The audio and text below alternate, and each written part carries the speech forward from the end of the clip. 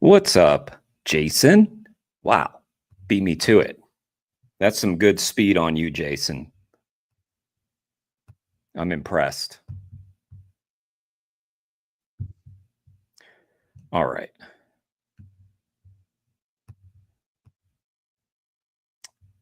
Meat eater in tears at how UK animals are treated. Emotional. This is Joey Carbstrong.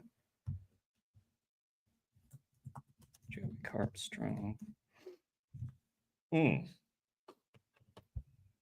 How was your day, Jason? You know what this is, bro? This is horrifying, isn't it? Meat, dairy, eggs, milk, cheese. This is what we do to animals to get these products, you know?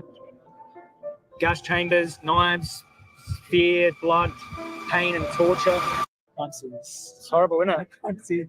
We gathered a lot of this footage ourselves through leaving secret hidden cameras. Right. It can be a small free-range place, it can be a big factory farm. When you're using lots of animals, there's always abuse and there's torture and there's fear. How come this is not mainstream? Right? How come people do not notice? Mainly because it's a big industry. Farming has a lot of, jobs behind it, and a lot of people just eat meat, so they don't really want to see it. In the milk industry, they pregnate the cows so they can produce milk. They take the calves away. The males don't make milk, so they don't need them, so they kill them. If I had a place that kills little male calves, would you buy What's up, Felix? What's up, Gray Sky? How are you guys doing? the cheese off me? I mean, looking at this, I'm off. Yeah, you off it. Yeah, of course. I mean, oh my God, look at that baby pig. They cut their tails off because when they're confined, they bite each other's tails, so they... Yeah. It's the second time I have pierced it by eyes. I mean, like, shit. You have compassion and you have a heart. Yeah. You're a good person, mate. That's why. You're a good person. What is in it for you? What do you achieve?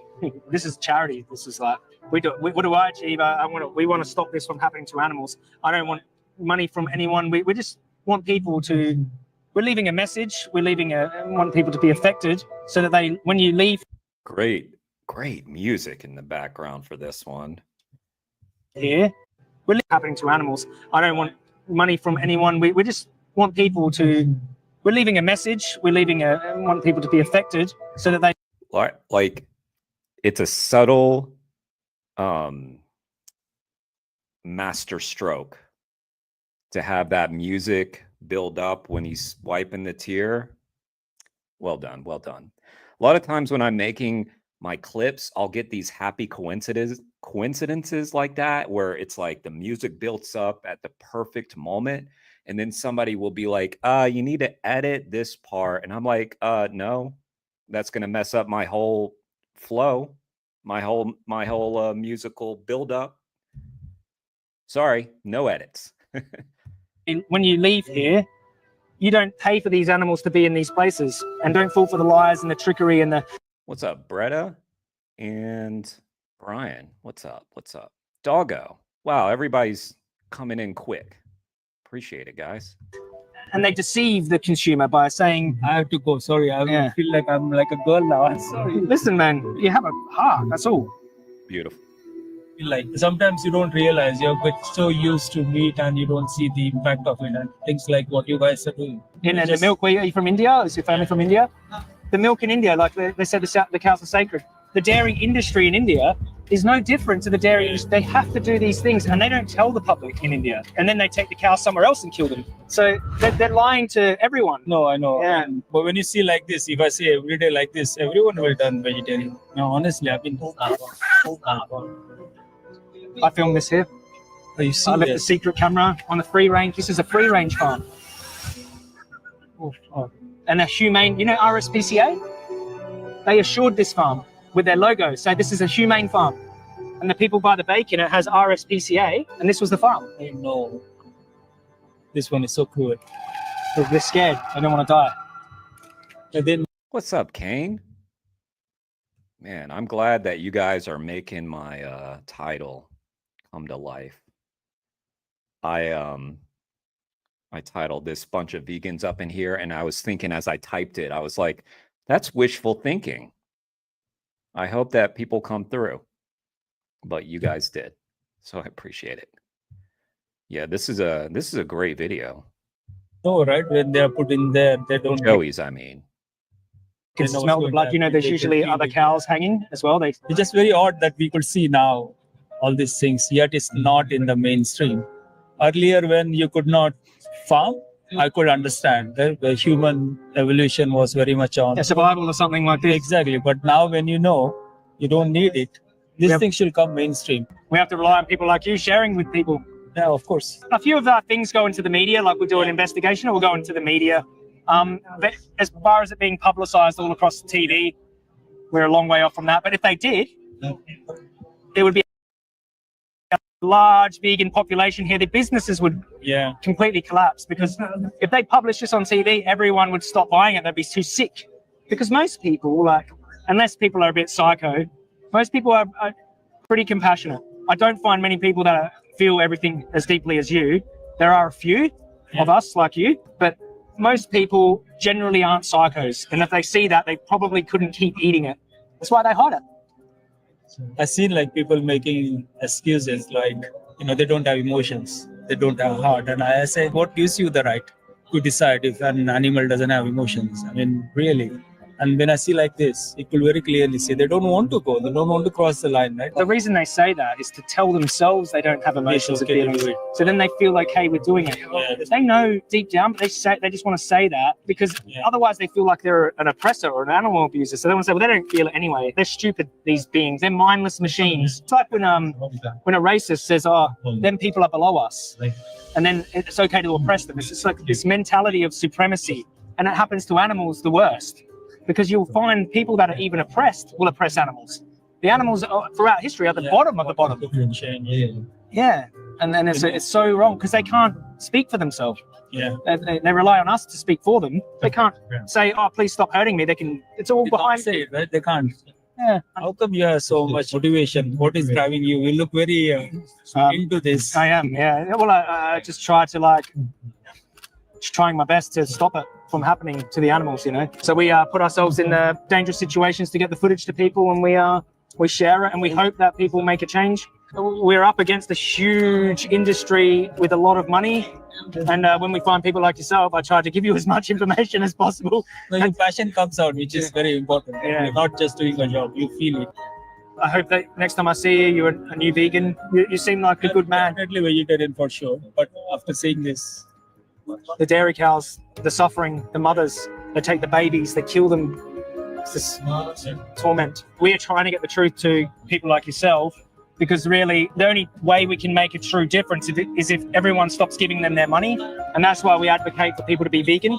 It's like a protest. You're like, I'm not buying that. I'm not giving them my money. I'm not buying this eggs or this milk where they kill the cows. I'm going to eat the plants, the tofu, the vegan chicken, the vegan milk, putting your money in the businesses you want to see grow. If you scan this with your phone, it'll just take you to Veganuary. It's all free. You don't have to pay for anything. Yeah, Veganuary, what they do is they send you each day, they send you some recipes, they send you some tips on how to eat vegan, how to live vegan. thank you. And then you can live with a good conscience. Thanks, Shirley. Nice to meet you, Max. Take care. What a nice guy. Actually has a heart. He was crying, man. I don't think he's going to eat meat again, that's for sure.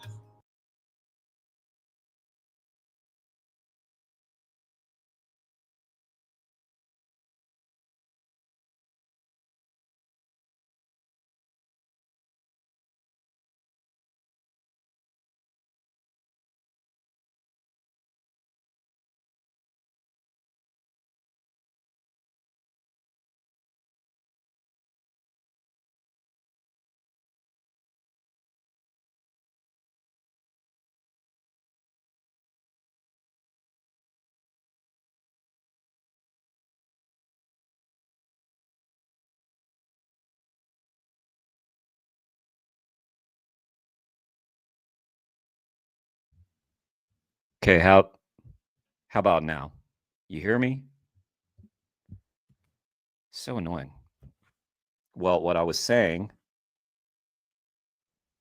before I was rudely interrupted by tech issues was that I was very much enjoying that video. And so I didn't even want to pause it. That's one of the better Joey videos I've seen in a while. And he always puts out bangers. So well done, Joey. Well done.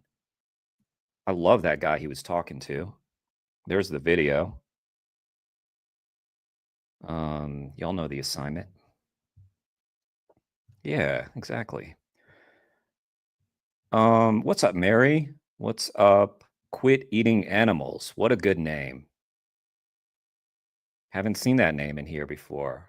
Nice to see you. Hopefully,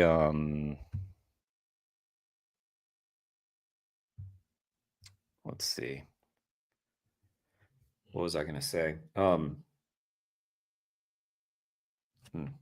Just lost my train of thought. I don't know. Here's Plant Geezer. Let's check out Plant Geezer.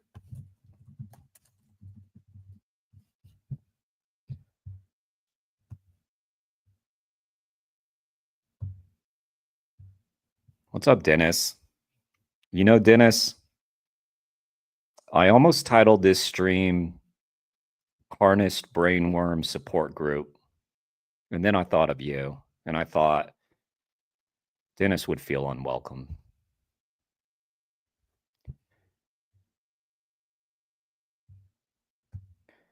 I'm just kidding, Dennis. But yeah. Then I just titled it A Bunch of Vegans. So congrats on your first day of veganism, Dennis. Plant Geezer here. Yes, he is. Yeah, I don't want to like backfire. I don't want my plans to backfire. Of course, it might draw more harness in. What do you think? I don't know. Plant Geezer is the shit. Joey Carbstrong is the shit. Man, we are lucky to have some of these people, right? I mean, everybody, all of you as well. But man, I've said this to several activists before, and I'll say it about Jake and Joey. I would not bet against those guys. The last video, the confused oldish man with a penknife, I didn't even realise he had a knife in his hand until we watched the video back and someone else told me. And it's really strange because when you go into like other farms, potato farms, and you know, when you go into like the fruit shop, no one pulls knives out, man. But for some reason here, they get funny. I don't think they'd actually see me from all the way over here, but that could change very shortly. So I've managed to get through, and you've got the main bit over there, and a house right to the right, and then over here you've got 1, 2, 3, 4, 5, 6, 7, 8, 9, 10, 11.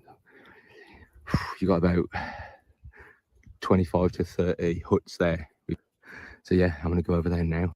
Yeah, Dennis, I did that for you so that you could, to ease your transition to veganism and to not mock you, to not mock you. I wouldn't mock you, Dennis, but I might mock a lot of your carnist friends, which you might feel the shrapnel. And see what's going on. There's a big house over there. It's even got a swimming pool I've seen on the map, so very nice and luxurious life for the owners and the workers by the looks of it. These are empty. These are empty, but there's a lot more slave camps up ahead. Empty, empty. Dennis went vegan when he tuned into this stream. Probably, Jason, probably. I don't want to be a pick-me vegan, but Dennis he's very supportive of this channel.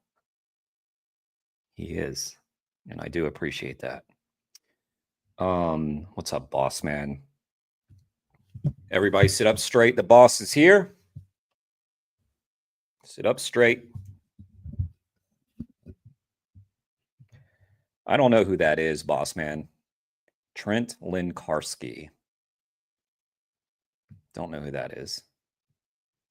But he sounds like a handsome fella. The victims have already been took and used and tortured for sandwiches. In these larger open holding pens, compared to the claustrophobic sheds, these pens feel a bit more open. The pigs here are younger and will usually seem calmer, less frantic squealing, more quiet grunts and sniffing, but that doesn't mean they're truly free or comfortable. Even in these open pens, they're still confined, unable to roam, explore, or root around as pigs naturally would. Wow, these are the first victims of the slave camp. Their lives are limited to these artificial enclosures with little to no stimulation. You can see one pig lying there, panting heavily, breathing fast while resting on its side.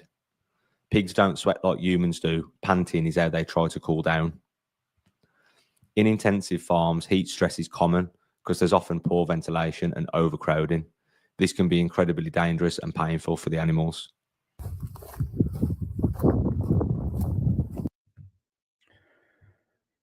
What's up, Fly Cincy?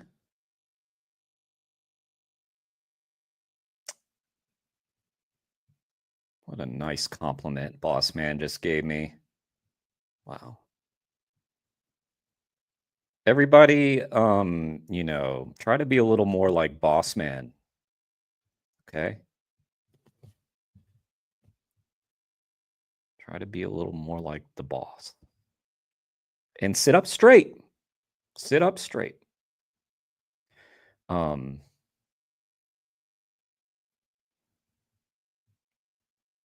But you're on the way, Dennis, right? Come on now. Stop making me unhappy, Dennis. Give me a success story. I want to have another success story, okay? I want to know this has all been worth it, Dennis. Come on now. This isn't just entertainment, okay? It's not just all about Black Flag and playing around as pirates, okay? Or being cyberpunks. We're all cyberpunks, okay? We can all be cyberpunks. But there's a job to do, okay? Saving animals, Dennis. So, yeah, do it. There's more. So basically, I'm guessing all these will be full. All these are empty, apart from them two.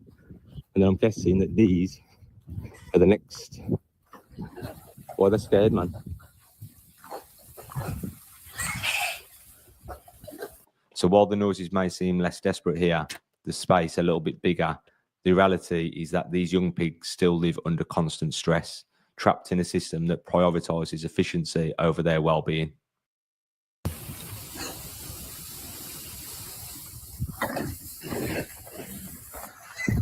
Hundreds.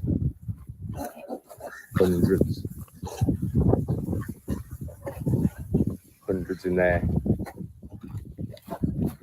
Hundreds in here.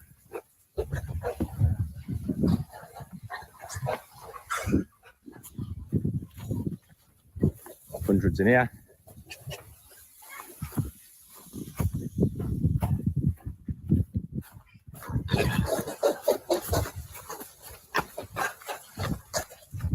Right. Let's do this, the fat pink dogs, because I want to chew on them. That is a lot of pigs he just found. Embarrassing, man.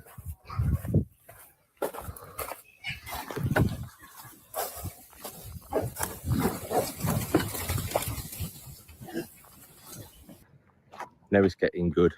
We've got the house, we've got the bits and bobs, but we've got all these here as well.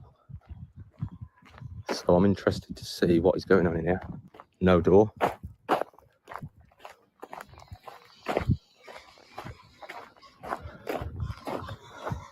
That's padlocked. Is it padlocked? No, it's not. Here it is. That's padlocked. That doesn't sound good at all. Again, look, blocked off, blocked off. You can hear the pigs squealing loudly from inside the farm. That noise isn't just random, it's a powerful sign of their distress.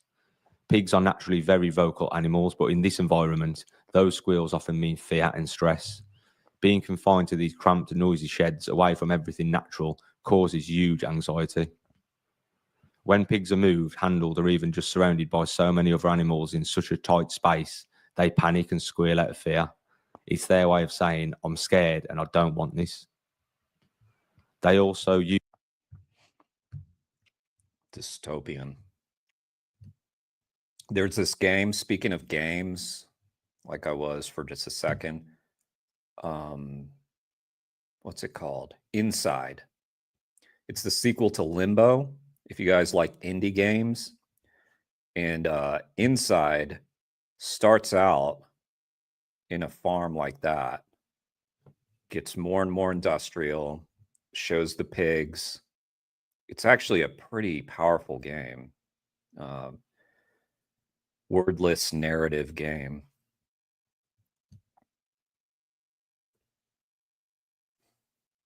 Let me catch up.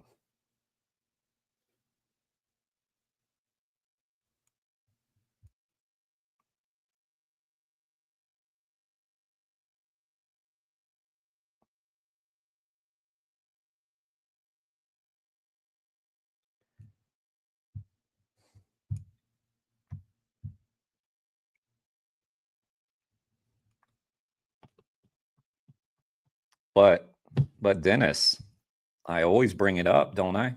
Not every time, but almost always.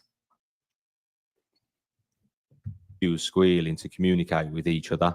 If one pig is hurt, hungry, or separated from their group, the others hear and respond. But in these intensive farms, there's so much noise and confusion, it only adds to their stress. Very secure. I wonder why they secure it so well. You know what? It's an older game, but I should stream Inside. I should do that. That's a quick game that you can get through pretty fast too, like 4 hours maybe. It's almost like they want to keep it out of reach of the public. It is Sunday as well, so I don't know if there's anyone actually in or what, but we can have a look anyway. We've got some workers here, I think. No entry. Look at the size of it, man. It's massive. They didn't say anything, so I'm guessing they're just workers they're not part of the farm. So I'm gonna try and get around the back. There's all deer there. This is where I want to be, I think.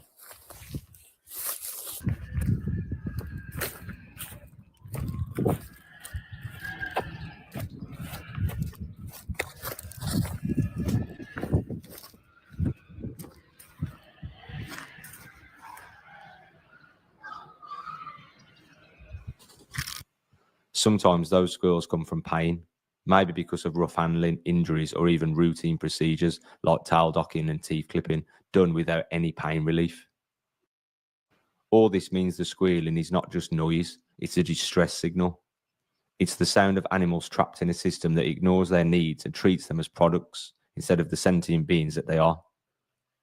When people get forced to hear these sounds, it's a reminder that behind every piece of pork or bacon sandwich, there is a life filled with fear and suffering. Horror film, man.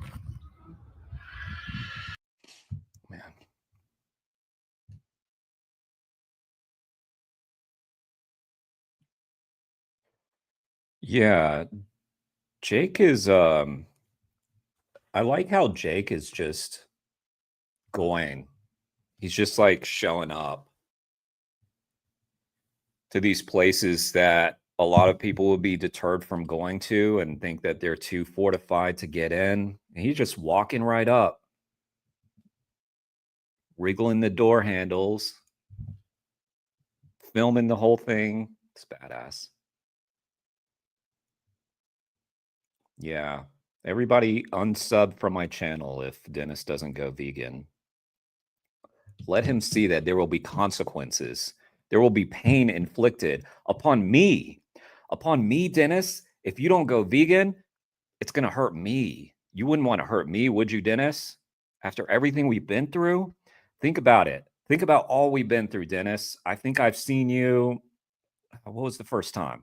Tell me, remind me. What was the first game that you were in my stream for? Was it Alien? Are you that? Was it that far back? There will be consequences.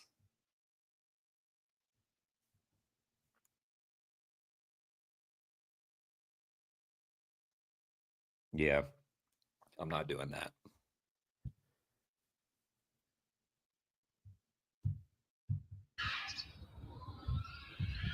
Yeah, everybody's welcome here as long as they're cool, you know. And even if you're not cool, I'd be really hesitant to ban someone unless they were being super fucking annoying like Lewis was that one night. Banned his ass. Fucking Lewis. We're just trying to game, and Lewis was doing his vegan trolling for like 30 minutes.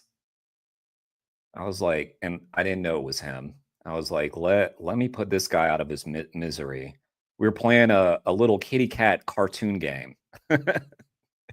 He's over here talking about lions eat animals, though. Really? It's Louis? Oh, shit. He's never corrected me. You sure? Never corrected me once.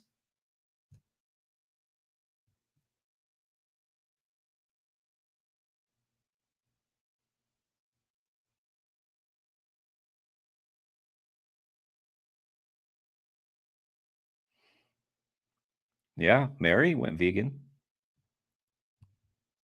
Gotcha. All right. Sorry, Louis. But, you know, in my defense, I'm not really sad that I was mispronouncing your name, considering all the trolling you did. Oh, by the way, wait. Oh, the guy's not here. Yeah, maximally sophist, that's Louis. That's old Louis. Up to his shenanigans. My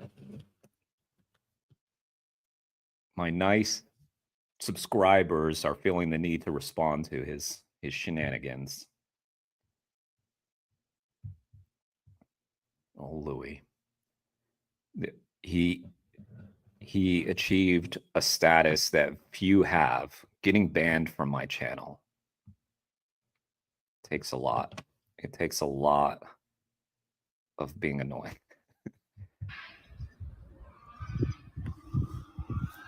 I mean, look how big the gates are, man. Dennis has not been banned. In fact, Dennis was once modded for a brief second. I've got to go back and find another way because it's just, yeah, I can't get through here with my shorts on. Unless I want to regret it all night, do you know what I mean? So I'm going to go round. Oh, man, these sounds like... Isn't it mad how people will take their kids to the sanctuary to play with the animals, but they'll never bring them here to hear this and see this, do you know what I mean? But it's the same animal, and there's lots of them. Why don't you bring your kids here, do you know what I mean? Yeah. The only way in is on this gate, onto that corner, onto that roof, onto that wall, and then drop down the other side. But there's some blokes working there, typically right where I want to get. So they're going to ring the people, which I don't mind about, but I don't think I can get out is the problem. And I don't really want to be trapped in there. So I'll work something else out, I think. Honestly, I thought last week was bad. I've never heard anything like this. Like, I don't know what the hell just happened. It was like, I know that in some farms, the pigs, they nibble at each other. But what I'm even there, there's nothing else it could be. I don't know what else it could be apart from getting eaten to death. There are thousands of pigs here, and soon they'll be loaded onto trucks and taken to a massive slaughterhouse. There, they'll be killed using carbon dioxide gas, a method that makes them panic and struggle before they lose consciousness. It's a cruel and terrifying end to their short lives. It's annoying, so I found a way in. On the corner of that building, there's like a pipe that leads over, and I can climb along it and jump over. But the problem is all this, all the stingers and nettles, and I'm wearing shorts, so it ain't gonna happen. Typically, the only way in, well, the only clearer way in is surrounded by a million fucking stingers. So that's that out the window. I'm getting up here, I think. It's the only way in. Right, I'm in.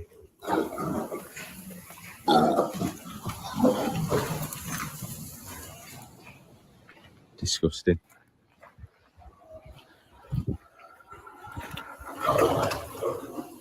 Wow.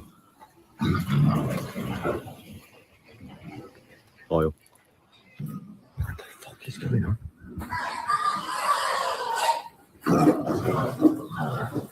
Wow.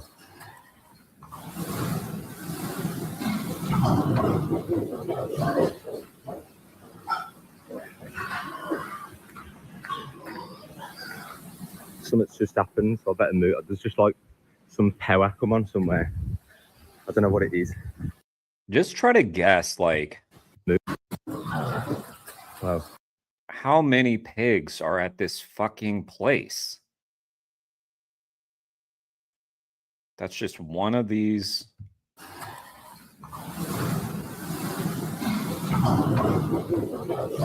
Thousands and thousands and thousands of pigs. Now, just in this. Just in this one little shed. There's just like some power come on somewhere. It's fucking sick.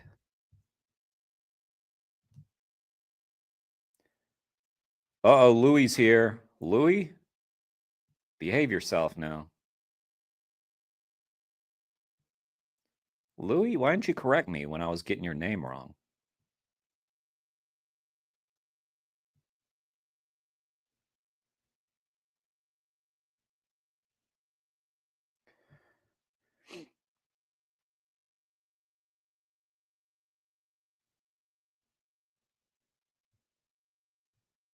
Speak of the sophist. Here he is. Causing trouble. As usual. Causing rifts. Just as always.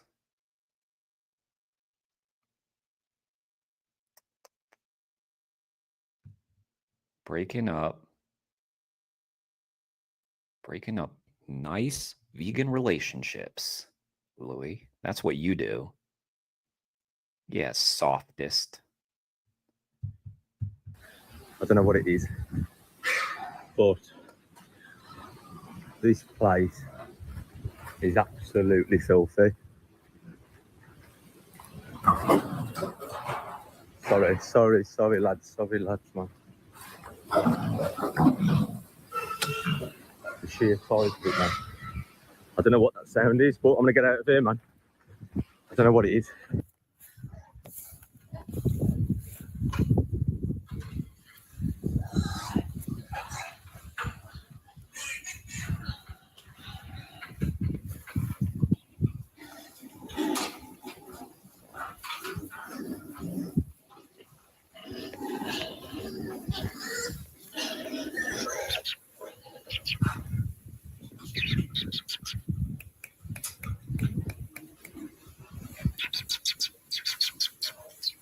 These pigs don't deserve it.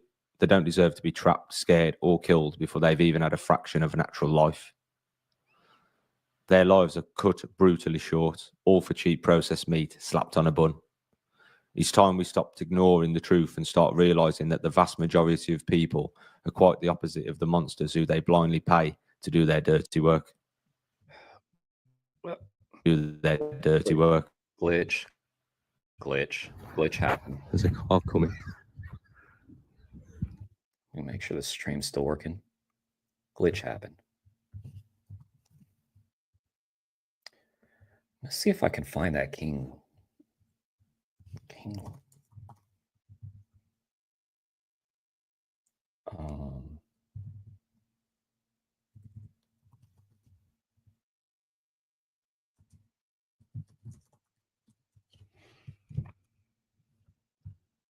Let's see if I can fuck up y'all's algorithm too, like mine did.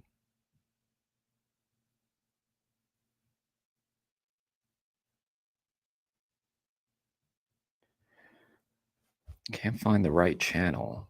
Damn it. Sorry, guys. Hang on. Just bear with me. It's all going to be worth it.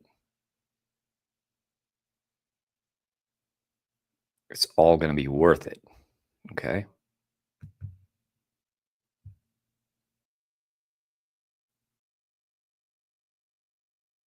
I can't find the right channel. Shoot.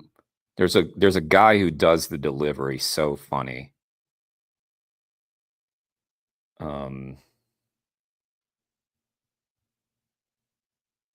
Okay, hang on. I know what to do. So y'all talk amongst yourselves for a second.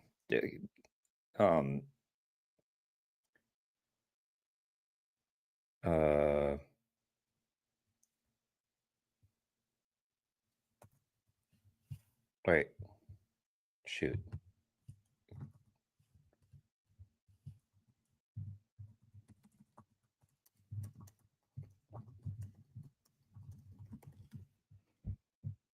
Okay. There it is. Yes. Found it. Flashback history.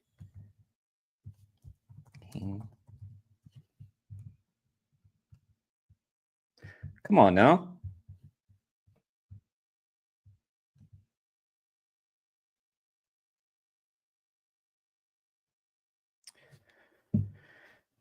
Aren't you guys glad you tuned in to my stream today? Okay, we're going to learn today. I've decided.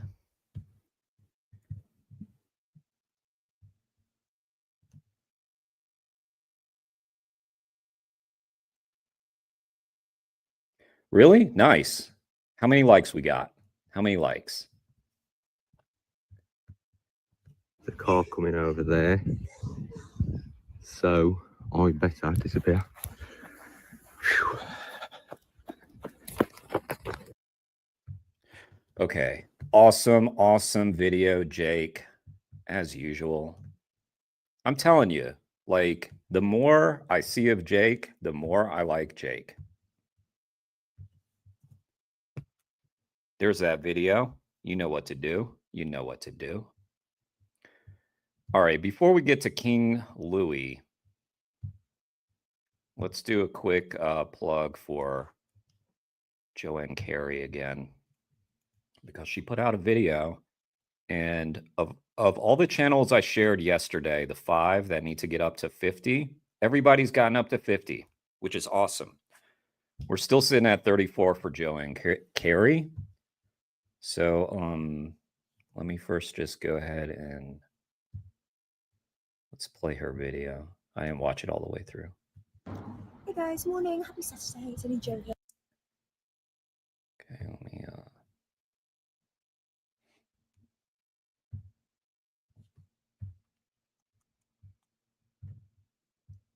let's play this. So just a quick one to say that today I'm going to be down in Southampton with At Fever Charity, and we are going to be out on the street speaking to people regarding the dairy industry. Our campaign is called Dairy is Scary, and what we're going to be doing is speaking to people about the hidden horrors of the dairy industry. So let's have a little think about what actually does go on in the dairy industry. So you see your milk in the shops, you see your milk in restaurants, and you just think, well, it's milk, you know, that can't do any harm, can it? But what am I actually contributing to? What am I actually doing by taking this milk?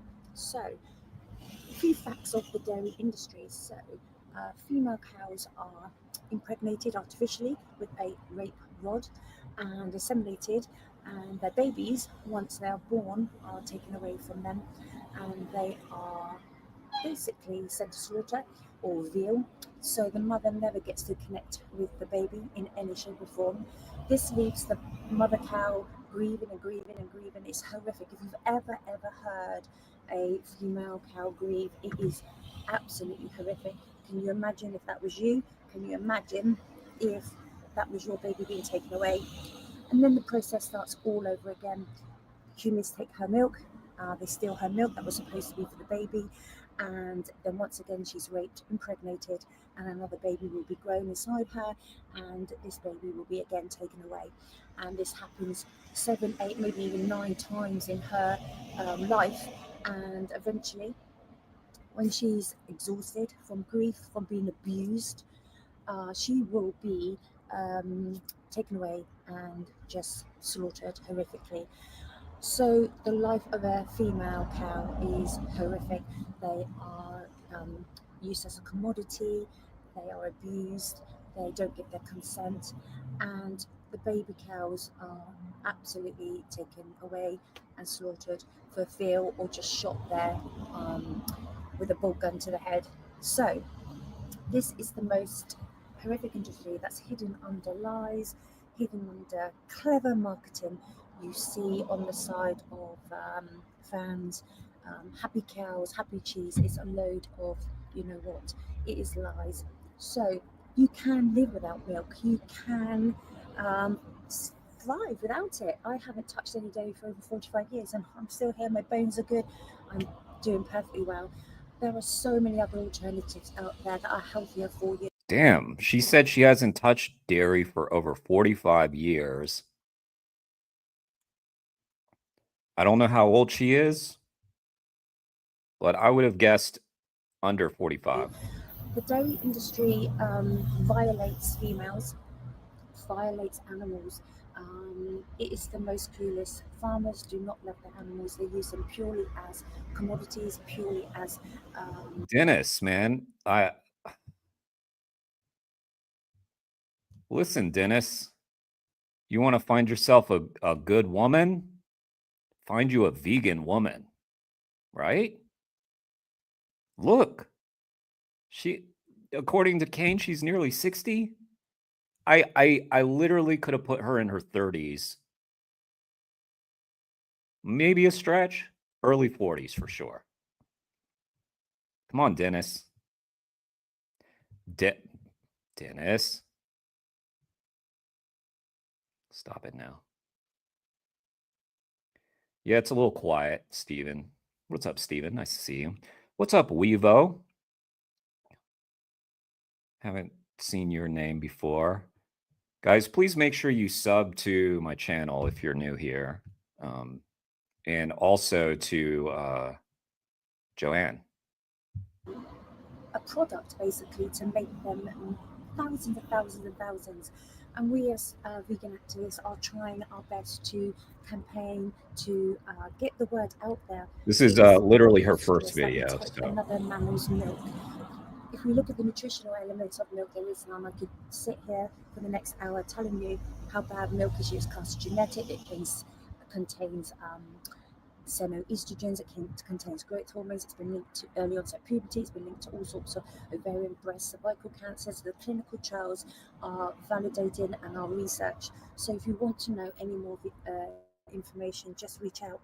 And today, choose a plant-based milk. In fact, even go and buy a milk maker. You can make fantastic oat milk with organic oats, filtered water, and there's no cruelty. So come down and see us. Come down and see the work we're doing, and leave dairy off your menu and go vegan.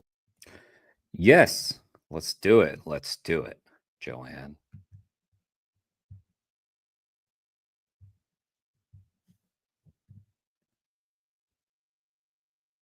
Come on now. Everybody sub. Everybody sub to Joanne.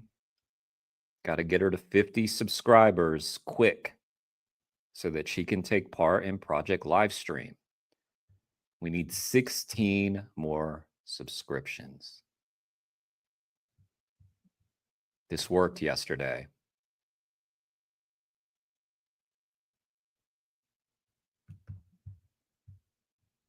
"17 people here. That means we can get her there. We can do it. We can do it. 30.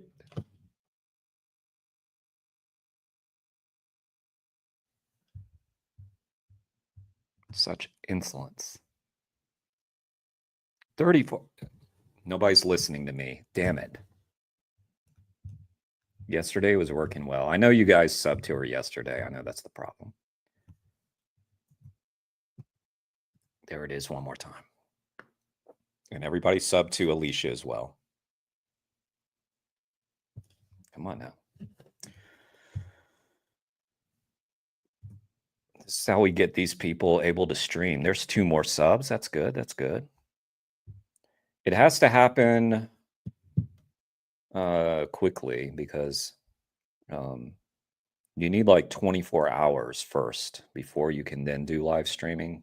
And they're planning on going out soon. So Anyway, there's Joanne.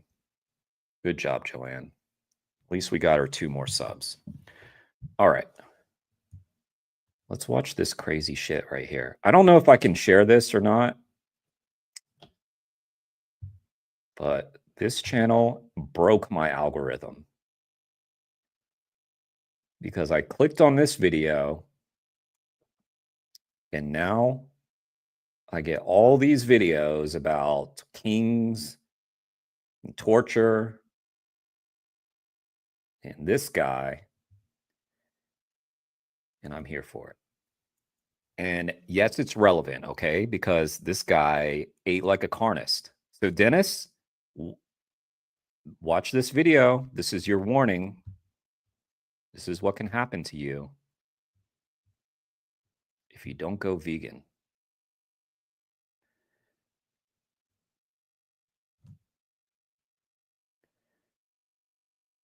Let's do it, Mac. All right, let's get the Jeremy bump going. Hang on. Hang on.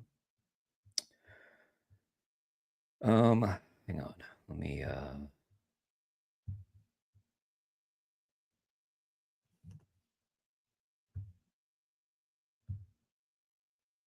go to channel. Ooh. Max at 24. We can get him up to 50.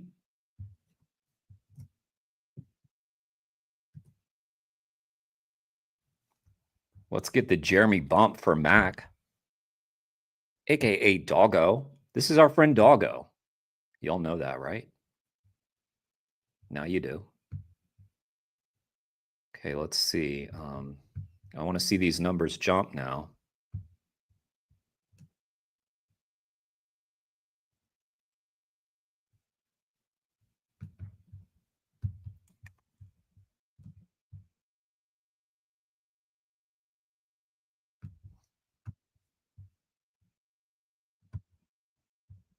Make a lot of money quick.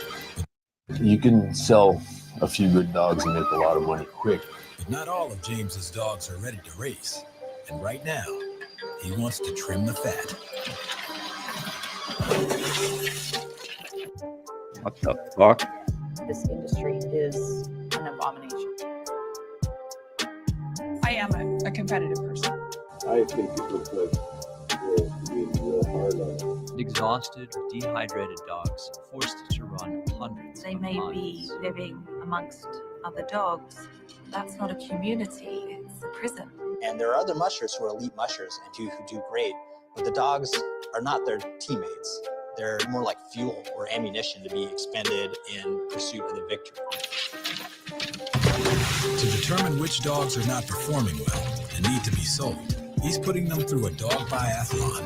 Dogs get shot, there's just dogs in the freezer. You're only as fast as your slowest dog. I need to win.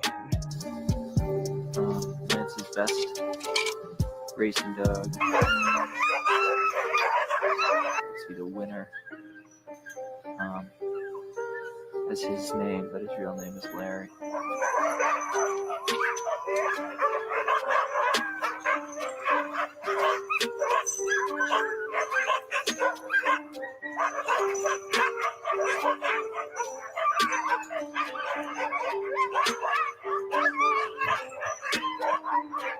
Dog beatings and about neglect and puppies dying.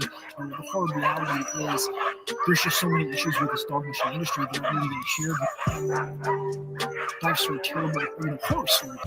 I ordered him to at least have someone loving bury him, so that's why I buried him. It fails. It fails to look after the dogs.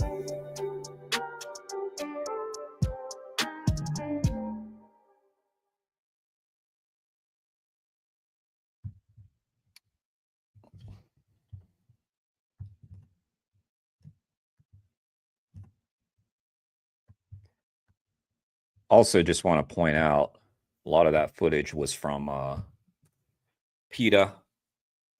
Of course it was from PETA. What's up, Carrie? Nice to see you. It's been a minute. All right, let's what's up, Haz? Nice to see you too. Let's see if we got Mac a Sufficient bump. 3. Come on now, guys. Let's boost him up. Let's boost him up. If he gets to 50, then he can live stream. That's the first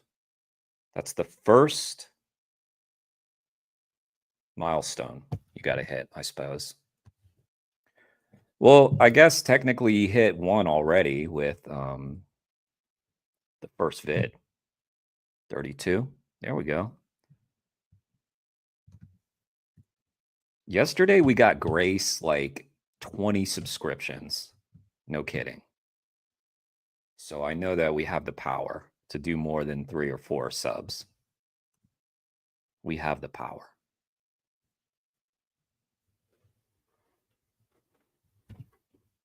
All right.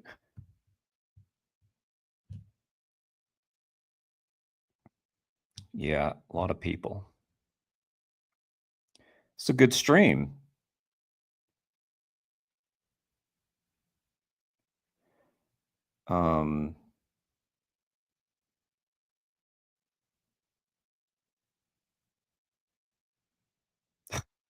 Okay. What's up, Carrie? Nice to see you.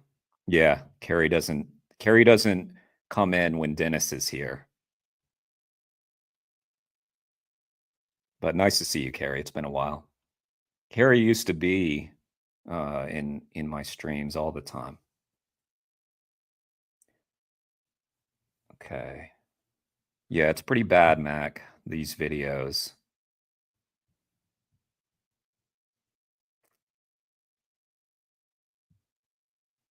Almost to 500. Nice.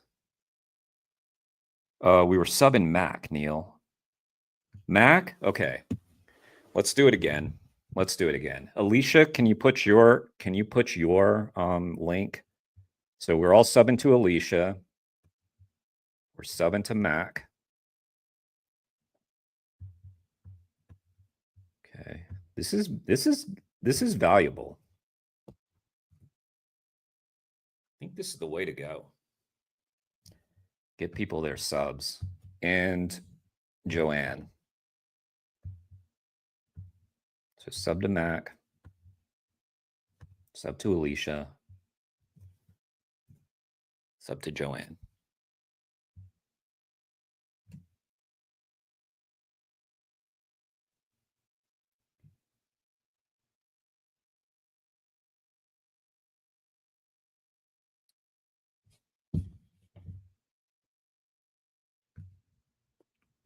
Yeah, we've all blocked Louis, actually.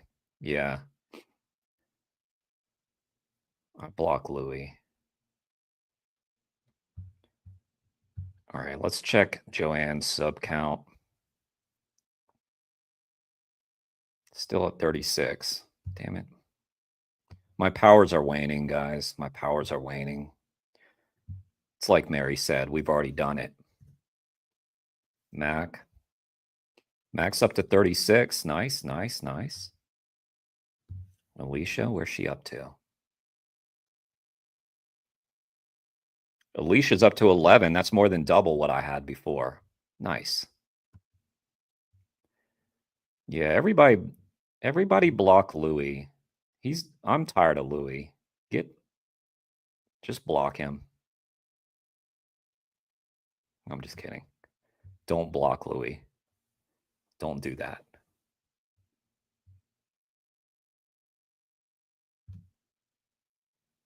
But if you feel like you need to, then do it. Okay, I was going to play this King Louis thing in honor. Yeah, I could, Jonathan. I thought about doing that, but I thought, you know what? I think I get more for people when I'm live because more people are like, we've got 19 now. By the way, this is like one of my best streams so far. Thank you so much. Okay, are y'all going to be mad if we watch something non-vegan related? I just thought this might be fun. Don't be mad.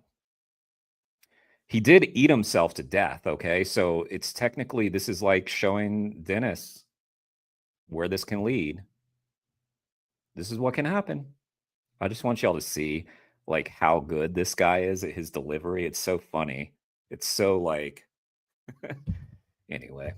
28th, 1547. It's so overly dramatic. It's January 28th, 1547. We're in Croydon, beyond Tudor London's southern boundary. Archbishop Thomas Cranmer hears a knock upon his chamber door. It's gone midnight, but the Archbishop is not asleep. In fact, he spent the last few hours expecting... To be honest, this is like how I feel like I sound when I do a British accent. ...this knock, and knows what it is in aid of. He's being summoned to the king's side. In years gone by, this kind of summons may have inspired dread. The famously tyrannical king has become even more erratic in his old age. His most recent death warrant has been carried out just 9 days earlier. But not now. He won't be dispatching anyone from Earth this evening. Tonight, it is the king's own turn. On arrival at... Like, it's just so funny. Tonight, it is the king's own turn. Whitehall night, it is the king's own turn. On arrival at Whitehall Palace, Cranmer finds the king motionless in his bed. At some 28 stone, around 400 pounds, he remains an awesome figure. See, Dennis? This is what happens when you go carnivore. He commands neither fear nor respect now. Decades of excess and hard living have taken their toll. The smell of diseased, infected wounds hangs... Diseased, infected wounds, 400 pounds. Nobody wants to be near you. ...thickly in the air. Cranmer knows what he must do. He grips the monarch's hand, feeling its weakness and mortality. He begs his king to entrust himself to Christ for salvation. The king, Cranmer feels, understands him. In response, he clutches the Archbishop's hand just a little tighter. This is perhaps the final of the king's efforts. Haz is angry. Haz, all right, in your next stream, I want to see what you're like when you're angry, because you are so chill. You've got a nice chill delivery. Let's see Hazmad. Let's see it. Next stream. At around 2 a.m. Next stream, if somebody's bullshitting with you, go off on them for the content. Go off on them for the content. King Henry is gone. His final years played out in grotesque agony as a litany of health problems finally caught up with him. This is the story of King Henry VIII's gruesome demise. Gruesome demise. I hope I don't get kicked off. I don't know. Like, it's born in 1491 to King Henry VII and Elizabeth of York, young Henry was never supposed to lead England. That honour was reserved for his older brother, Arthur. But when Arthur died of an unknown illness, aged only 15, Henry got bumped up into pole position. 2 years later, he was crowned king. Tall, wealthy, even handsome. Wait, his name's Henry? I thought he was Louis. Oh, God, I'm so bad. Never mind. I thought this was about King Louis. Louis's probably like, what the hell are we watching? Anyway, it's still relevant, okay? Because this guy ate like Dennis. And Dennis hasn't reached that 400 pounds. We have to make sure we save Dennis, all right? Yes, he was. Yes, he was, Dennis. He was basically Jordan Peterson. Young Henry was something of a sportsman. He loved to recreate the pomp and chivalry of the high middle... Here things aren't going so well for Jordan Peterson, despite being on that carnivore diet. I mean, what happened? I thought he was eating a diet that cured all his ails. Oh no, what happened? Oh, poor Jordan. Ages through tournaments and contests. But as we've seen, the later Henry was the polar opposite of all this. By the time he died, aged 55, he'd endured years of pain and ill health, in stark contrast to the vivacity of his youth. So, how did it come Yeah, to this? exactly, Louis. Was Henry's monstrous condition of his own making? I can't keep all these monarchs. I can't keep track of these guys. Who cares? They all sucked, right? Mostly. Or was he the victim of bad luck? Or, if you prefer, a victim of divine retribution. Let's remember that Henry had ordered the deaths of between 57,000 and 72,000 people, including 2 of his own wives. But it's also possible that his delivery is between 57,000 and 72,000 people, including 2 of his own wives. But it's including 2 of his own wives. This is who I'm going to try to mimic. Also possible that his energetic and action-packed younger years led crashed out to his grim demise. Henry certainly loved the pageantry and excitement of a good tournament. When he was still only 28, he held the legendary Field of the... I don't know. I saw that Michaela Peterson had to write some post saying that he was taking time off from everything. I don't follow these people, so I just see them pop up on people's streams and stuff. And yeah, couldn't have happened to a nicer guy. Jordan, we were all rooting for you. Cloth of Gold, an 18-day-long festival of physical competition with plenty of eating and boozing thrown in. The idea was to demonstrate unity between the kings of England and France, whilst also showing off a bit of manly athleticism in the process. Eager to avoid any embarrassment, courtiers conspired to keep King Henry and King Francis on the same side during the horseback combat event. But an apparently drunken wrestling match later on in the proceedings saw Henry thrown unceremoniously to the ground by his French counterpart. Still, this didn't dampen the king's obsession with physical prowess or his desire to have a good old time. He was rather older than 28 when, in January 1536, he participated in a jousting tournament at Greenwich Palace. During this tournament, the now 44-year-old Henry, already a bit of a big boy, took a heavy blow, crashing to the floor in full armor. His horse, also in full armor, fell on top of him. There was a lot of weight, and the results were bad. Witnesses claimed the king was unconscious for 2 hours. Many thought him dead. But he was not dead, although the thousands of people who would die at his hands over the next decade may have wished he was.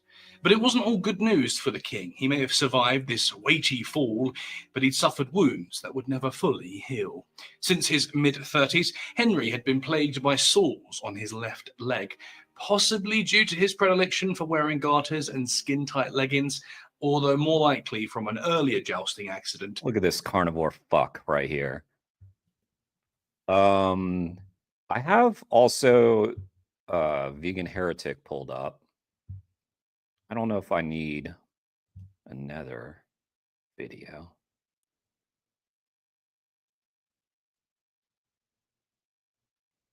But I always take them for streams later. Kane's a mod because Kane earned mod status. That's why NILF.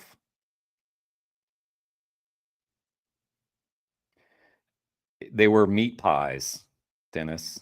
Meat pies. Definitely. Okay.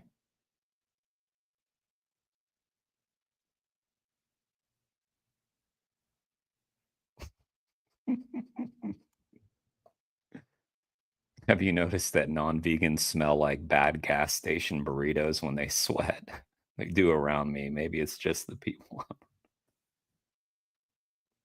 I'm going to say there was a when I was out, we were doing the signature collection out in California for the ballot measure. And it was at the end of the day, and some carnivore dude walked up to me, had a decent conversation with me. He said he was on the carnivore diet. And I will say that what really stood out about him was his odor. It was powerful. It was awful.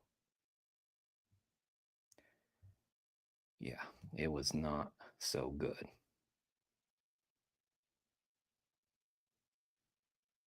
That's right, Mac. This video is sort of about veganism. In 1527. The 1527 accident had actually required surgery carried out by This is your boy, right, Kane? I mean, it's your country. Thomas Vickery. Early 16th century surgery was far from a pleasant experience, but thanks to Vickery's skill, This is, I think, Kane loves Henry VIII. Henry recovered quickly. However, the varicose ulcers remained for the rest of his life. These ulcers were easily punctured and easily infected, and the second jousting accident burst them wide open. They also spread to the king's other leg. Oh, trigger warning. This story is really gross. Just so you know. If you're eating, stop. Oozing, stinking sores on his legs left Henry in constant pain, and this had two lasting effects on the king. Firstly, it put him in a really, really bad mood, basically until the day he died. He'd been no pussycat before, but the agony of his mangled legs turned an occasionally tempestuous monarch into a full-blown tyrant. This was bad news for Anne Boleyn, who was beheaded that May, shortly after her brother and 4 other members of her circle. It was also bad news for anyone associated with the monastery too. Henry's rapid and ruthless destruction of English Catholicism left thousands of people destitute and led to rebellion. When that rebellion failed, Henry put at least 200 participants to death in his trademark ruthless style. Now, there's a good chance he'd have done this anyway, but the raging pain almost certainly sealed the deal. The second big change was that it transformed him physically. You can say what you look what a carnivore diet does to your body. Ugh. Gross. Like about the young Henry, but he definitely got his steps in. However, after the catastrophic leg injuries, this changed. He found himself unable to exercise, and his waistline ballooned from 35 inches to 54. Henry had so long as you don't mind seeing those mung beans again, always had a prodigious appetite for the finer things in life, the best food and the best wine. Just take one of the king's dinner menus for an example. It includes, among other delicacies, manship bread, thick broths. There it is. That's pretty fucking carnivore, isn't it? Chines of beef. What the hell is a chine? Venison. Pastel. What the hell is a pastel of red deer? What the hell is a carp of young veal? He ate veal. What a piece of shit. What a nasty fucking fuck. That's my takeaway.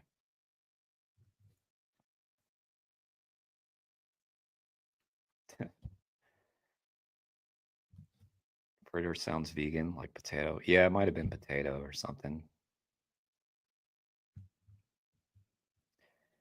Probably with beef broth on there. It's pretty carnivore there, Dennis. It's pretty carnivore. I think that's a euphemism for some kind of meat. Look at all that meat. That's the point. Beef, venison, red deer, veal. Fuck him. Chines of beef, venison, pestles of red deer, carps of young veal, and fritters. And this was just the first course. A second course of jelly, creams of almond, pheasant, bitten. Pheasant.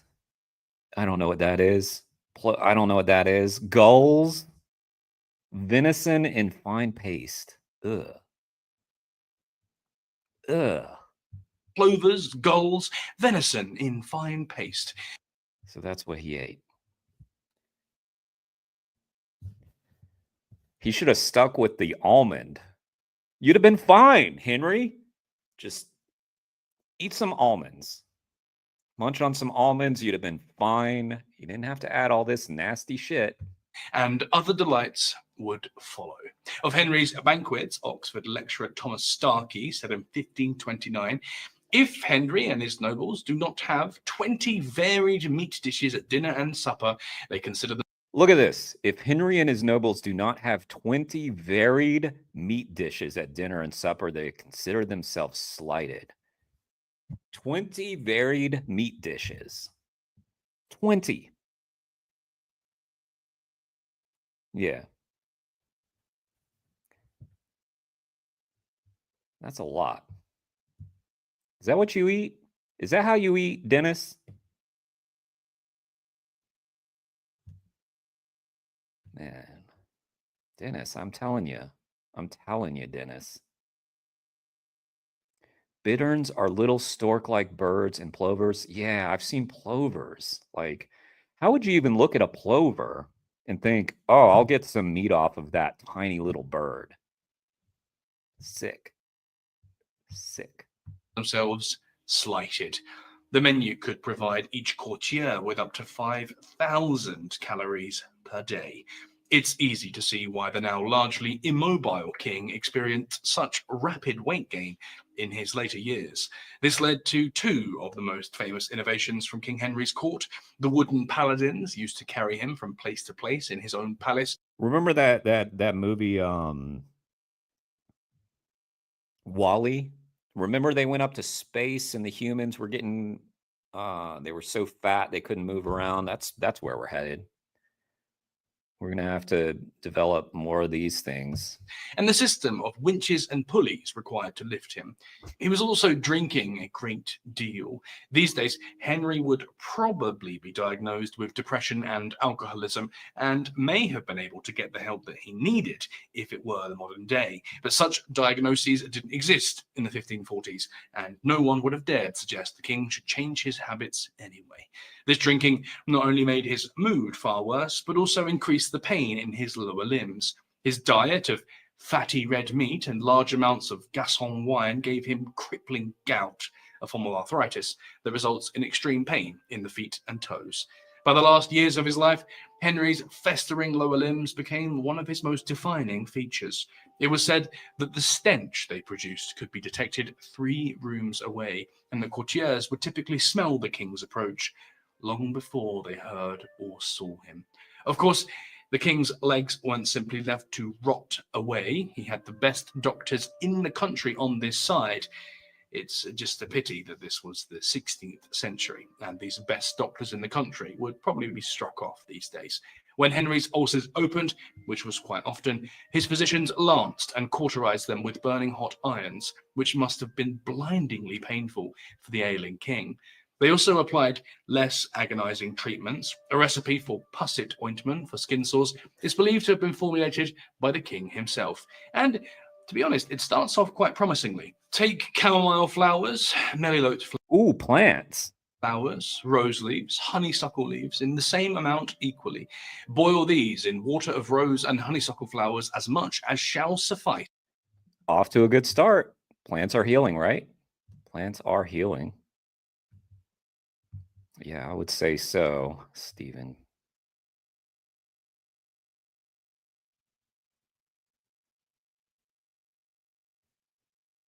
He was eating veal and beef.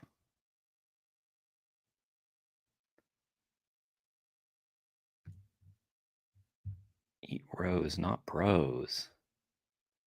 Wow, you guys are on fire over here.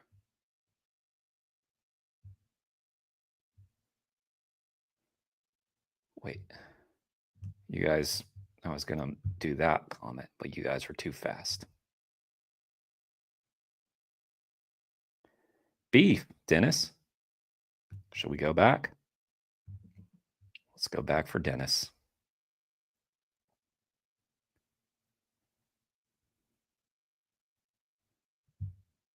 First of all, 20 varied meat dishes. So that's one thing. First thing of meat, thick broths, chines of beef. I don't know what a chine is. It's probably a lot of beef. If you're eating 20 kinds of meat for your meal, not good. Not good. taking the ethics out of it, quite bad for your health. Ethically speaking, monstrous. Flowers as much as shall suffice, then strain, and take thereof 1 ounce. Then take 2 ounces of hen's suet, well washed with rosewater, and province more than lukewarm. And then it begins to get a little wild. The next part of the recipe calls for gold, tutti, a crude zinc oxide compound, red coral, and pearls, before finally unicorn horn, 1 ounce. It's likely that Henry did procure some unicorn horn, or at least that's what he thought he had. Walrus tusks and narwhal horns could actually be passed off as such in Tudor times. Oh, cool. So they were killing narwhals for the king. As to whether the remedy actually worked, that's a bit more doubtful. Henry would have suffered from plenty of other ailments too, as the great king let himself go in such a spectacular way towards the end of his life. He certainly experienced horrific gastrointestinal pain, which is hardly surprising given his diet. He was farting and shitting all over the place, basically what he means. Lengthy bouts of constipation and chronic indigestion were treated. Oh, maybe he wasn't shitting, just completely constipated. With regular enemas, some of which included dill oil, chicken and duck grease, and white wine. Chicken and duck grease.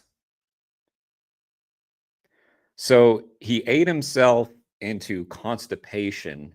Then they took chicken and duck grease to lube it up so that he could take a shit. Oh boy. Oh boy. Yep.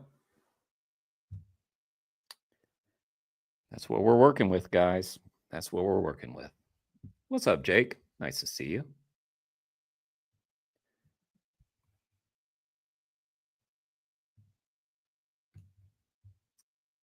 Yeah. This is another remedy we cannot know the efficacy of, but Jake, we're just learning about what happens when you eat 20 types of meat at your meal. You turn into Henry VIII. Can make a pretty good guess. These stomach ailments would have contributed to his swelling girth as the king's agonized belly grew horrendously distended. These treatments, let's not forget, would have also added their own notes to the increasingly complex aroma emitted by his infected sores. Increasingly complex aroma. That carnivore that walked up to me had a very complex aroma. This let's very not complex. forget, agonized belly grew horrendously distended. These treatments, let's not forget, would have also added their own notes to the increasingly complex aroma emitted by his infected sores. This idea of infection is important here. Henry suffered repeated infections in his legs and elsewhere over the final years of his life. And the old maxim of what doesn't kill you makes you stronger doesn't really apply in this case. And the constant bodily effort of battling the infection would have severely weakened the monarch. This wasn't really helped by the relative ignorance of physicians in the period.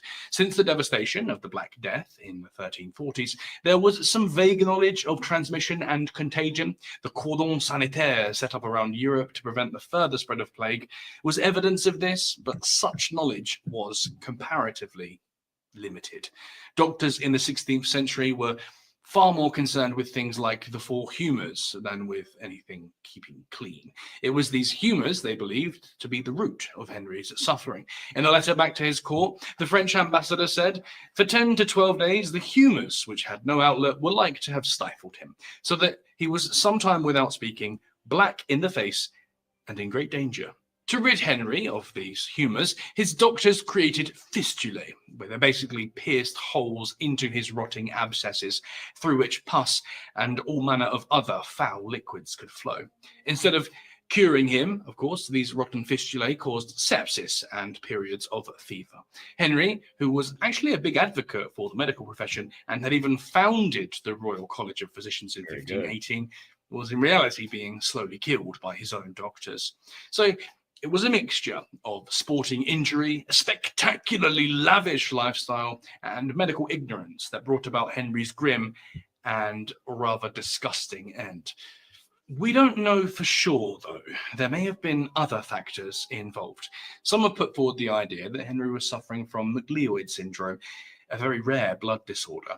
This theory stems from just how many of Henry's children died young or were stillborn. 5 of Henry's children, with Catherine of Aragon, were either stillborn or died in infancy, which is consistent with Henry having a kill-positive blood type. Mcleod syndrome is often associated with this blood type, and sufferers may experience cognitive and physical decline in their 30s and 40s, which is about the time that Henry started going rapidly downhill. One thing he probably didn't have, though, was syphilis. This is a common myth surrounding Henry, and the idea of a lumbering syphilitic king has become quite popular among the large numbers of people who really don't like him. But no evidence suggests that Henry or any of his sexual partners ever had syphilis. Poor Has. Well, you can't say you weren't warned, Has. I told you. I told you.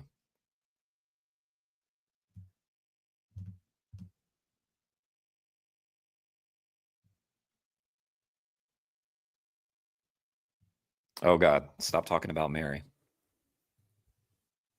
Shit.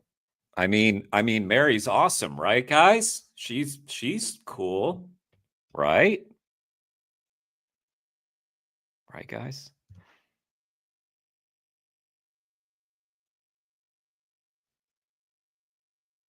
He also slept around.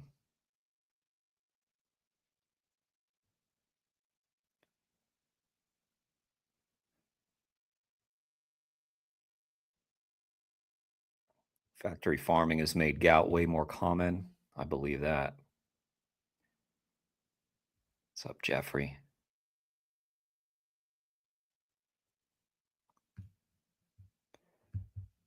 Mercury was the accepted cure of the day for the Great Pox, as they called it, and there are no records of any of the royal apothecaries. We're learning about Henry VIII, Jeffrey.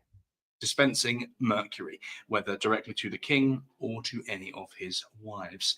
Henry certainly had a litany of health troubles in his final years, but syphilis is probably one that we can rule out. So, what actually dealt the final blow to Henry as he lay in his bed that bitter January? I don't know, Jason. I want to give you mod, but I feel like you probably will block Louis. So, I don't know. I need to know your intentions. You'll do it just to be funny.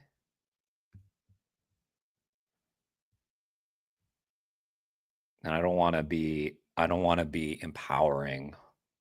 Oh wait, Louis is modded though. Wait, Louis is modded, but Jason's not. That's an power imbalance right there. You know what?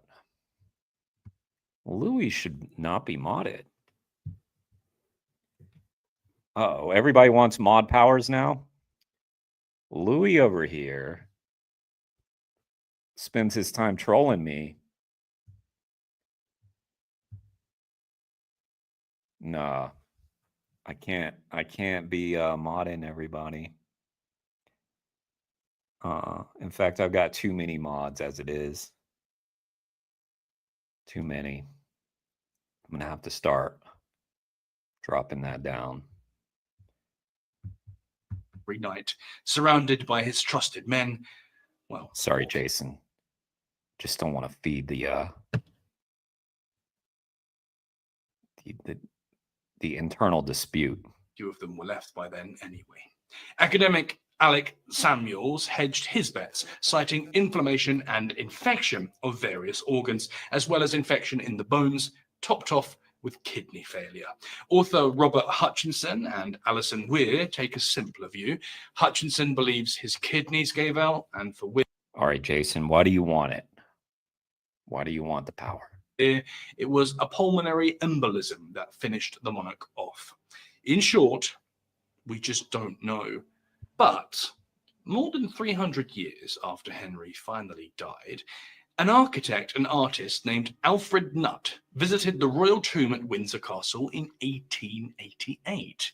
At the time, several relics of Charles I were being returned to the crypt, so Nutt makes a quick survey, sketching the arrangement of the coffins where former royals lie in eternal rest. And suddenly, Henry VIII's coffin is of particular interest because it's very obviously damaged. And so, 3 centuries on, the rumour mill starts to turn once again.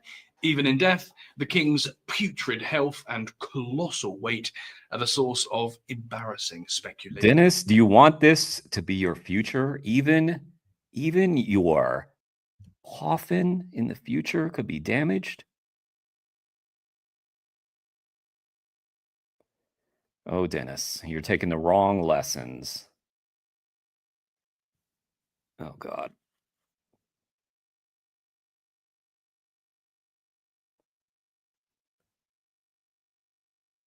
Wait, what is happening?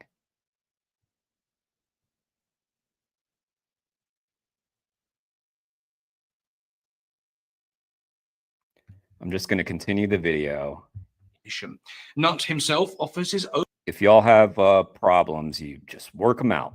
Work them out. Lurid theory that the damage was caused by the action of internal forces outward. In other words, the king's rancid body had exploded in its sarcophagus. You hear that, Dennis? The king's action of internal forces outward. In other words, the king's rancid body had exploded in it. That's what happens when you go carnivore. Your rotting corpse explodes. Is that what you want, Dennis? Go vegan.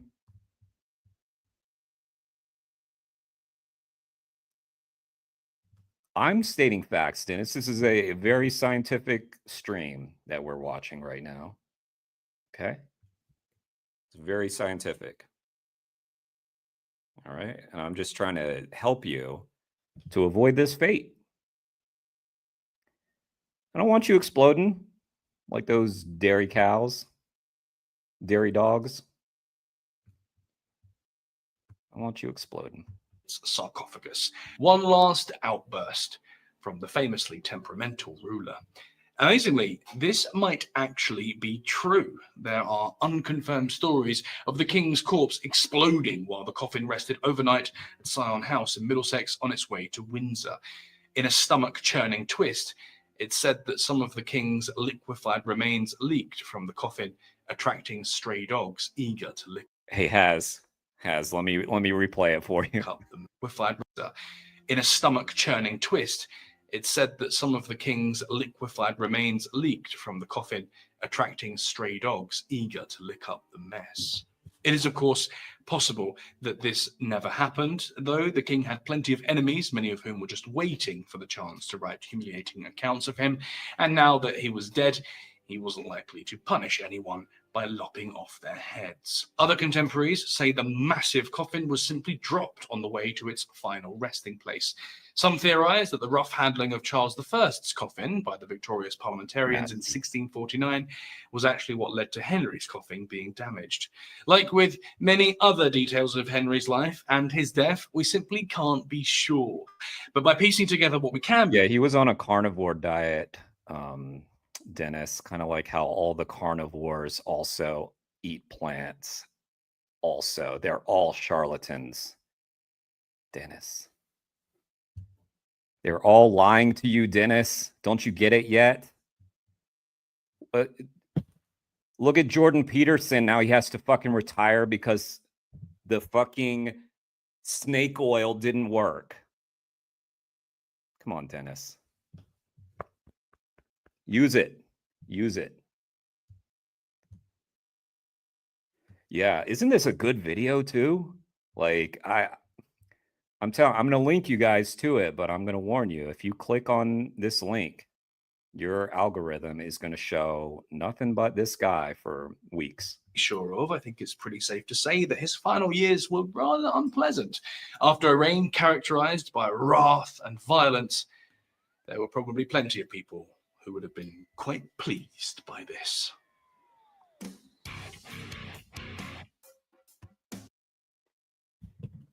That channel is called, and I've done it now. I've reintroduced Flashback History. I've reintroduced him to my algorithm.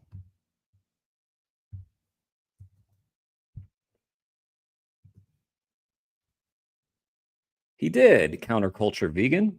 He did. All right, so there's that video. I thought that video was awesome.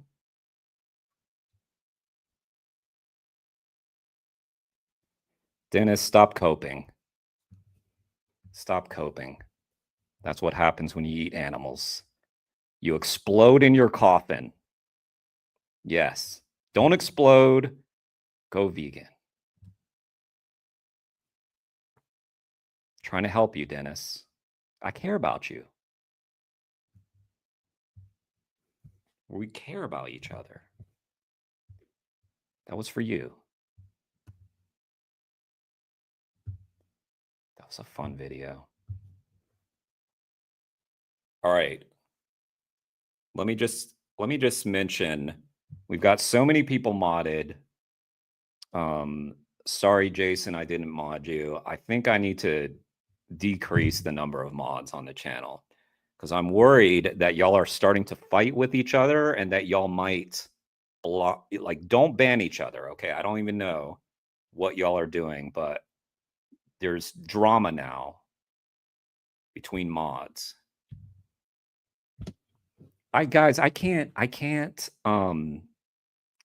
manage drama for people. All right. I can't do it. I can't manage. Is Dennis here? So someone else can't be here. I can't do that. I can't manage. If Jeffrey's here, can Alicia be here? I can't manage it. Y'all have to work it out. I can't do it. We'll unmod everybody and then we'll make Neil to be the mod. Only Neil. All right. You know I love all of you. Okay. Even Dennis. I don't love what you do, Dennis, but I do appreciate you being here. Okay. Just make sure. I don't know what y'all are doing with your mod powers. Just make sure you're not banning people. The reason that I've modded people, so many people, is just so that y'all can send links. That's the only reason. If someone's in here like throwing around the N-word or something, then yeah, sure, ban them. But yeah. By the way, I'm not implying that anybody has done any of this stuff, but I just don't want to create a toxic environment. So anyway. Yeah. Let's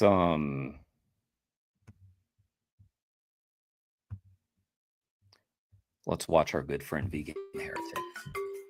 I was going to check this out the other day, but I forgot that I forgot about the Molly stream and I forgot about my own social engagements, which is what happens when you don't pay attention to your life. What's up, Tessa? Nice to see you. Okay.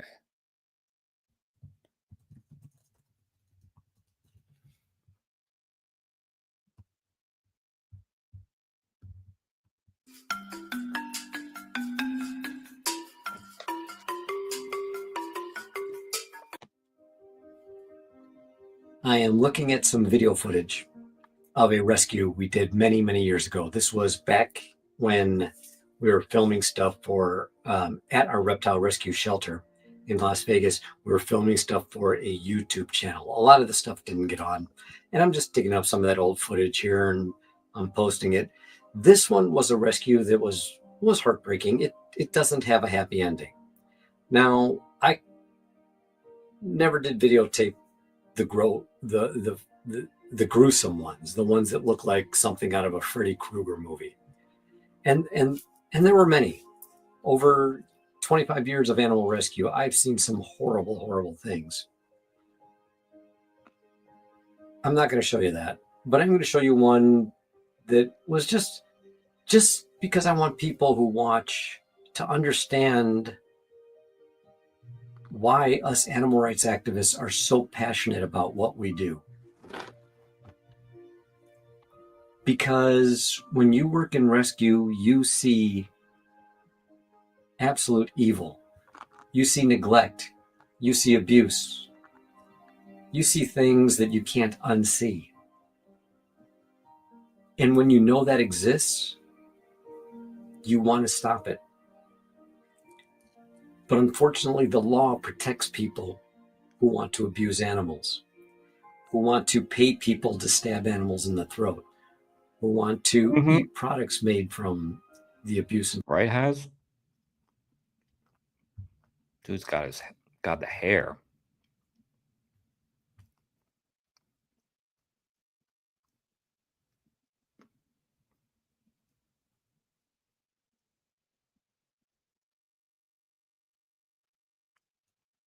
Yeah. Yeah. A lot of people go on, they go from different diet, they go from diet to diet because they have eating disorders or like all kinds of health issues. And then so they bounce around from vegan to carnivore to this to that because they have no ethics. It's not an ethical thing. They're just trying to cure some problem that's probably not been diagnosed properly. So we see this all the time. People say they go vegan and then they make a stupid ass video about how they left the vegan diet because they got a tummy ache. We've all seen it over the years, about 80,000 of these videos. So fucking annoying. But you know what? It is humanity.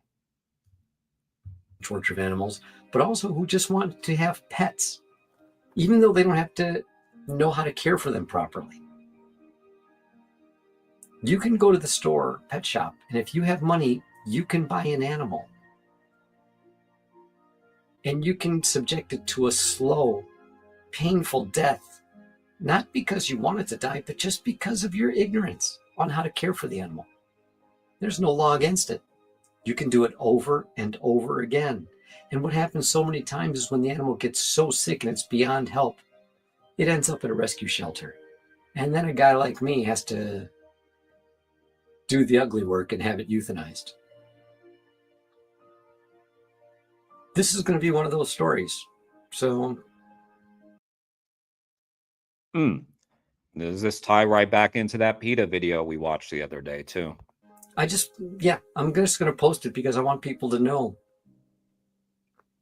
why I'm so relentless, why I'm always out there in your face, why us vegans just don't let up.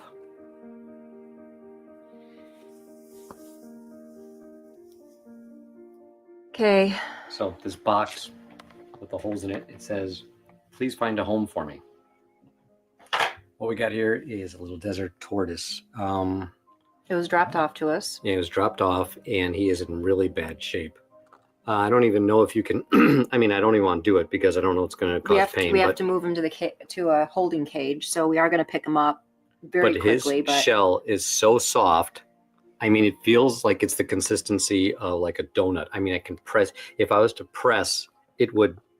I don't know what would. It's so soft. It's heartbreaking, and we didn't want to move him until we got a temporary holding cage set up, which we just did. We've got heat going in there. Actually, I thought he was dead when he got here because he's just not even moving. Damn, guys, sorry. This is upsetting video. It's a little different from most of Steven's videos that we've seen. Great video though, great video. But I didn't know. Maybe I needed to give a bit of a trigger warning for this one. I mean, we can handle this, right? Though, but it is sad. I don't even know if he's going to make it till we get to the vet's office tomorrow, but we'll see what happens. But he's had no sunlight for 3 years, and I'm amazed he's alive. I really am. And they've been feeding him romaine lettuce, just lettuces. And so we just put a little bit of tortoise chow. We have a cage all warmed up. Blame Steven. I didn't do it. I thought it would be a palate cleanser from the last video. For him, we're going to put him in there. It's not the And, best cage. I just put you know, something. it's temporary. I just did it really quick because I want to get this guy into something warm. So I'm sliding my hand underneath him so I can support him, because it really feels like if I just pick him up, when you pick him up like that, it feels like his stomach is going to, it bends. It feels like his stomach is going to fall out. Good. Yeah. Mm-hmm. I can't even see his eyes. I guess they're just closed. They're just his eyes closed. closed? They're just closed. I'm going to want to make sure we can show that to the vet. So they're just closed. We can send him the pictures right away. I can feel like his undershell. It's, if you see my hand, it's kind of going like that when I went to pick him up. I mean, it's that he's like a little flat donut. So I'm going to put him in here. I don't even know if he can walk or move or anything. This is breaking my heart. This is heartbreaking. I'm going to cry. So, you know, I'm just going to throw food on the floor. That's probably better. Just put it on the floor in front of him. He's not even, I can't even lift up his little head. It'll be a mess. If he eats it, great. If he doesn't, well, it's better than nothing. Yeah. But, okay. I hope he makes it. It might be too far gone for this little guy, but we'll see. Jeez. Okay, I'll see you tomorrow morning, little dude. You don't even want to touch him or move him. I don't know if he's in any pain. Waiting for our veterinarian to call back so we can get some advice, because they are closed for the weekend now. But I don't know if there's going to be, I don't know, can a tortoise come around when they're this soft and bushy? I mean, I don't want to touch him. I'm afraid, oh, it looks like he might be warming up a bit. He was pretty cold when he came in. So even though he was living indoors, you know, somebody did pick him up and put him in a box, and they've had him in their car for a little bit before they came over here. So we're going to see, I guess we'll see what the vet says next, but I'm going to go online and do some research. Definitely. Oh, also never had sunlight. We found out that's why he's so soft, obviously. And of course, all he was fed was romaine for the most part of his life. So very, very bad. It looks like he's starting to move a little bit. We got the heat up. Just turned him on heat. When I measured him when he got in, he was at 68 degrees. And now he's the temperature in the cage right now is at about 80, so he'll be warming up. Got the Vitalite within 9 inches of him. Who knows if this is gonna? I mean, yeah. We'll see what happens. He's obviously hungry for good food, Good night, Dennis. Thanks for being here. Being a good sport. for healthy food. So Yeah, there's a little bit of collard greens, dandelion greens, and Thanks for going vegan, Dennis.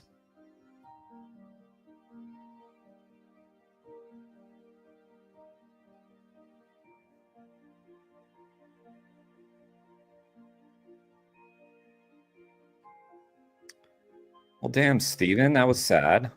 All right, here's the link to that video. Yeah.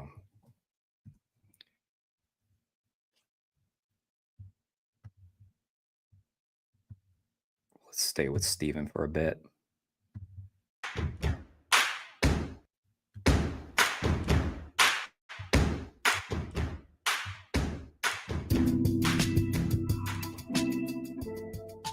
Hey, troops. I want to talk about covenants. Did you know that God makes covenants with animals? What's a covenant? A covenant is a promise, a solemn promise, like a contract between God and whoever he's making this covenant, this contract, this deal, this solemn promise, whoever he's making it with. But the thing is, in the very chapter that meat eaters always use, Genesis chapter 9, verse 3, where it says, God said we can now eat the creeping things on the earth. If they just read a little bit further, we read that animals are so important that God makes those covenants, those solemn promises with animals, not just humans, animals. And if animals can be recipients of a solemn promise from God, it makes them more than just a menu item. See what I'm saying? So I think it's going to be beneficial for you to learn a little bit about covenants. So let's pull up Genesis right now. I'm going to start in Genesis chapter 9. Like I said, verse 3 says the one meat eaters always use. Right after that, see, that's why you can't just read one verse. You got to read the whole chapter, at least the whole chapter. Sometimes the whole book to get the understanding of what one verse may actually mean, but whatever. So let me look over at this. I'm going to start probably in verse 10, right? Remember, Noah just got off the ark, and God's giving them some instructions: be fruitful, multiply, just like he did back with Adam and Eve in Genesis. And he says, I myself do establish my covenant with you and your descendants after you. Okay, God's saying I'm making this covenants with Moses, with descendants after you.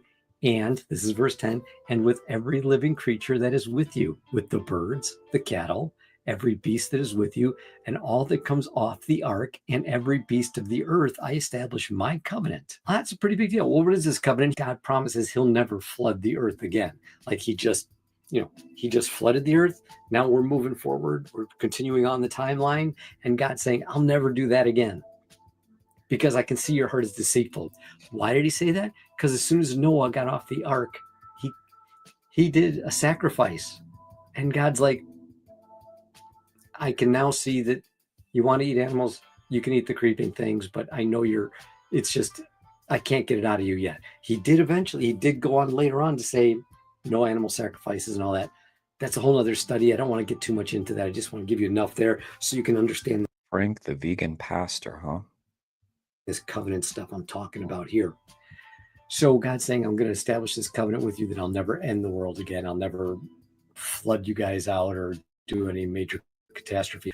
Actually, he talks about making covenants with the animals a few times. But what's really neat is he actually lists the animals. So there's no wiggle room there. The meat eater can't get out of it saying, oh, well, God didn't mean animals. He talks about birds. He talks about cattle. He talks about everything.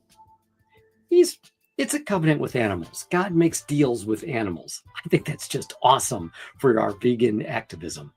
So let's go a little bit further. We got another covenant talk in Hosea. Chapter 2, verse 18, I'm going to read it to you. In that day, I will make a covenant for them with the beasts of the field, the birds in the sky, and the creatures that move along the ground. Now, what God's talking about here is he's talking about restoring Israel. And the peace that he promises in restoring Israel, it's going to include the animals too. It's as if the violence that we do to animals is what's gone wrong in the world. So that verse in Hosea helps out a lot. Let's go to the next one. Another one where God cares about their suffering. I think that's pretty obvious from, if I look to Jonah in chapter 4, verse 11, I'm going to read that one next. Let's see. Should I not be concerned about Nineveh, in which there are more than 120,000 people and also many animals? Yeah, it says that. See, Nineveh was about to get destroyed. And he's telling Jonah, hey, go help Nineveh, because I don't want to destroy the people and I don't want to destroy the animals. See, that's a whole lot different. I mean, that's a big deal compared to a world where. By the way, guys, if you're interested, and I do recommend it, Stephen Lee August, who are watching right now, has a book called Vegans versus the Verses. Vegans versus the Verses. It's very good if you're interested in doing more effective outreach to Christians. If you're not Christian like me, and you don't know these stories, or you don't know anything about this stuff, which I do not at all, that book is pretty helpful. People think animals are nothing more than something you can sacrifice. Okay, let's get some New Testament stuff here. Let's go to Jesus when he said, and he's one of the nicest guys you'll ever meet. Stephen's awesome. Not met him in person, but have had him on my channel before, which was very cool. God cares for the animals. In Luke, I can't remember it. I'm looking away from the screen because I'm trying to remember the verse, because I'm getting more and more forgetful. I used to know this stuff. Luke chapter 12. God says that are not 5 sparrows sold for 2 pennies? Yet not one of them is forgotten by God. What does that mean? It's just, they're so cheap, is what Jesus is saying. Within the world of mankind, in this corrupt, fallen, sin-filled world, animals, birds, 5 sparrows are only worth a couple of cents. But to God, not one of them is forgotten. Keep that in mind next time you order your chicken McNuggets, because billions of birds are being slaughtered every year that don't need to be. And it's just to satisfy mankind's gluttonous desires. So verses like that in Luke 12 are very helpful. All right, let's go to another one. So this is going to lead me to ask if animals are covenant partners. You know, if they're part of the deal in these covenants God makes, should Christians be harming them? I don't think so. I mean, if God made a moral agreement that includes animals, that means he loves them, he remembers them, he's sparing their lives, like with Nineveh and all that. So if he loves them and remembers them and cares for them, then harming animals for an unnecessary reason, like food or clothing or fashion, for whatever it may be, animal testing, harming them. So nice. So yeah, Mary, he helped you out. Very nice.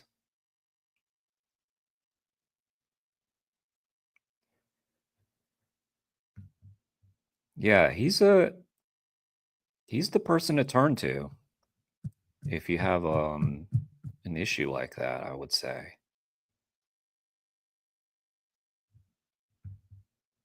May actually violate God's will in the covenant. Because I mean, this is not an act like the way that he's dealing. He's if God's very saving he's very understanding, gentle with his approach, but not apologetic towards animal abuse. He speaks forcefully for the animals. Animals in the covenant, who are we to take those animals he saved? Who are we to destroy them? I like to tie that into a verse that I like a lot from James chapter 4, verse 17, where it says, if you know to do good and you don't do it, it's sin. Well, if you know animals feel pain, if you know God made them and God remembers them and God includes them in his covenant, in his solemn promises, then shouldn't we care about the suffering that they go through and not force them into that suffering? Shouldn't we offer them the same care that God gave them? Right. That was my thoughts about covenants. I had a few verses pulled up. I hope they helped. I go into a lot more verses, and of course I'm going to make a plug for my book. Where's my book? Oh, didn't I say I was going to start promoting my book more and holding up a copy of? I keep forgetting to do that, so I got to do it. So there's more information on. I would do it, but I have it on digital form. Sorry, Stephen. Covenants in my book. Here. I'm holding my hand up here so I can digitally put it. You didn't do it, Stephen. I'm waiting. Stephen. Oh, okay. There we go. Ah, all right. Okay. All right. I had to go find it in my media file. So there it is. Okay. That's the book. But yeah, there's a whole chapter. Nice. in there on God's covenants. So you got a little excerpt, a little piece of it here. I'll be doing more of these. Thanks. I hope this is helpful to my vegan animal rights activists. I hope that as atheists, you don't get too bored hearing me give Bible lectures like this, but it's going to help you to learn a little bit of Bible stuff if you're going to deal with people like me who believe the Bible. Well, not always like me, because I'm a vegan already. I'm already on your side. Nice. Now I'm curious about this. Just going to stay on Christianity for a second, guys. I'm sorry. I too am not Christian, but I'm curious about this. Frank the vegan pastor. All creatures. Let me all creatures.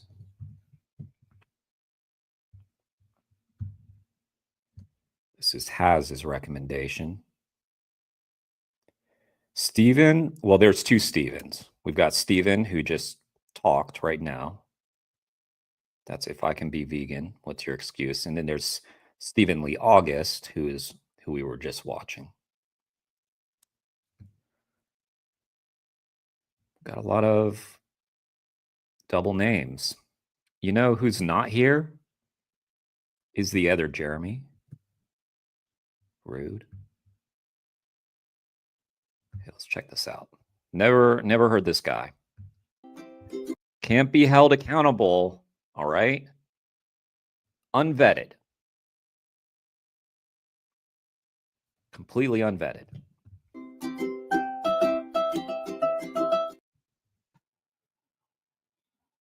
God created a vegan world.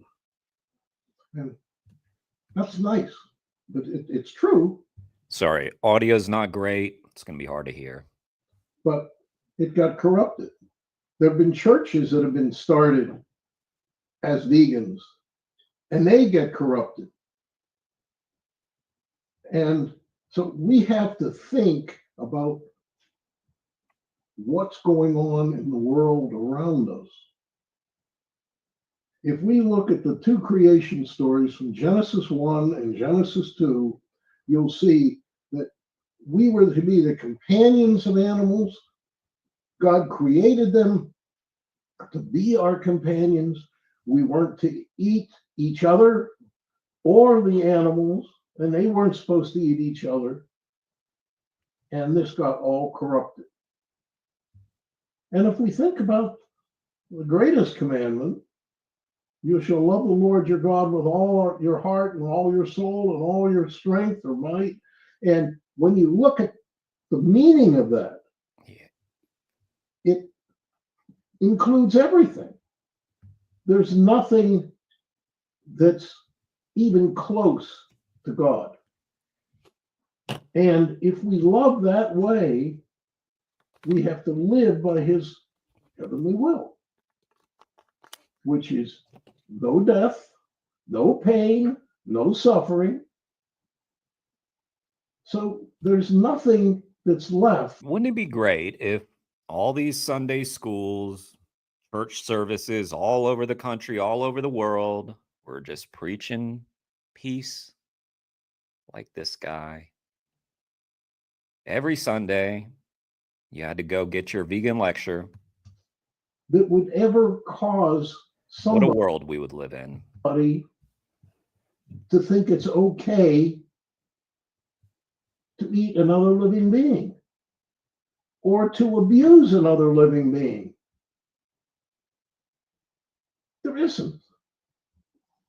So what we have to look at is, are we willing? Look, Frank, you're making a lot of sense right now. That will not be tolerated.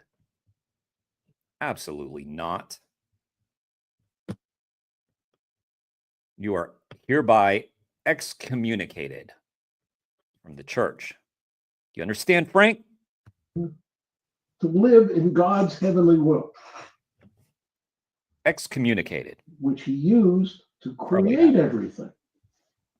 His heavenly will is a reflection of what he created. Or he created what was his heavenly will. What's up, Monica?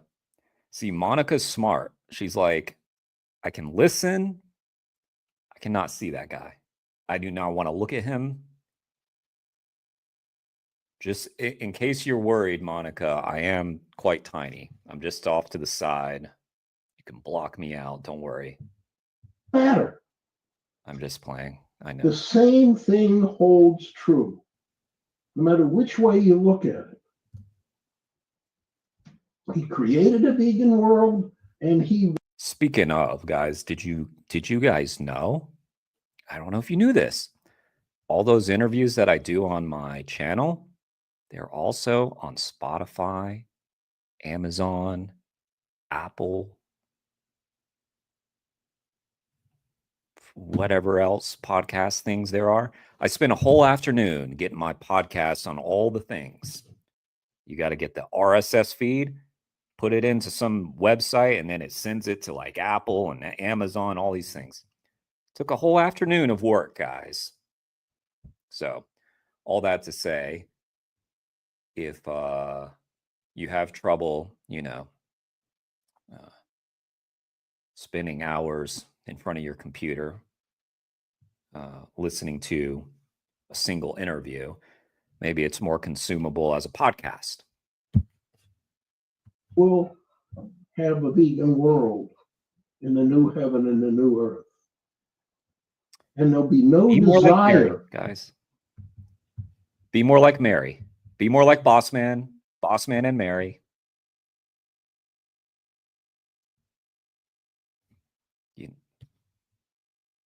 That's who you must I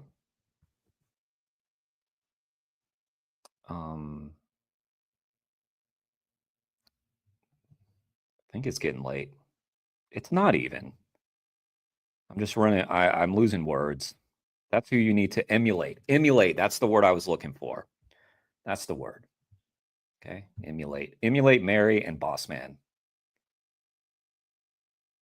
by praising my appearance. When I do these things where I'm like, oh, she didn't want to look at me, obviously I'm waiting for all of you guys to come to my defense and say, no, Jeremy, wow, you're so handsome and gorgeous, and it's hard for us to even pay attention because we're just staring at you.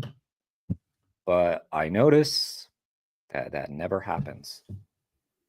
It never happens. I was well suited for radio. To eat anything that comes from an animal. And I include their life or their milk, which we steal from their babies, by the way. And I don't know how many people realize that. And we steal embryos from chickens or other birds. We have to think about what's happening in this world and against what God created. We're supposed to live in peace. Something tells me that's something we talk about at Christmas. Peace on earth. And how do you celebrate peace on earth? People get a ham or a turkey or something like that. That's not peace on earth. That's death on earth. Yeah. We have to think about what's going on. We have to think what we're doing in relation to God's heavenly will. God created a vegan world. And God has been trying all through the years to take us back to that vegan world. And look at what Jesus talks about. He doesn't eat any flesh. He doesn't talk about eating any flesh. He cleansed the temple because they were turning it into a den of thieves. They were stealing money for things that were not of God's commandment. The whole sacrificial system was not necessary. Nothing there was necessary. It wasn't in God's heavenly will. We're supposed to obey God. And God says obedience is better than sacrifice. So there's no excuse. Amen. Damn right. Wow. That's my pastor now. Right, back up. He just made way too much sense, for the church, I think. It's funny because, like, your comment is spot on, but it's also like he's just making normal sense, It shouldn't even be extraordinary, what he said. But for some reason, it is extraordinary. But yes, he is very based. All right. It's that time. Oscar music. No copyright. It is time to honor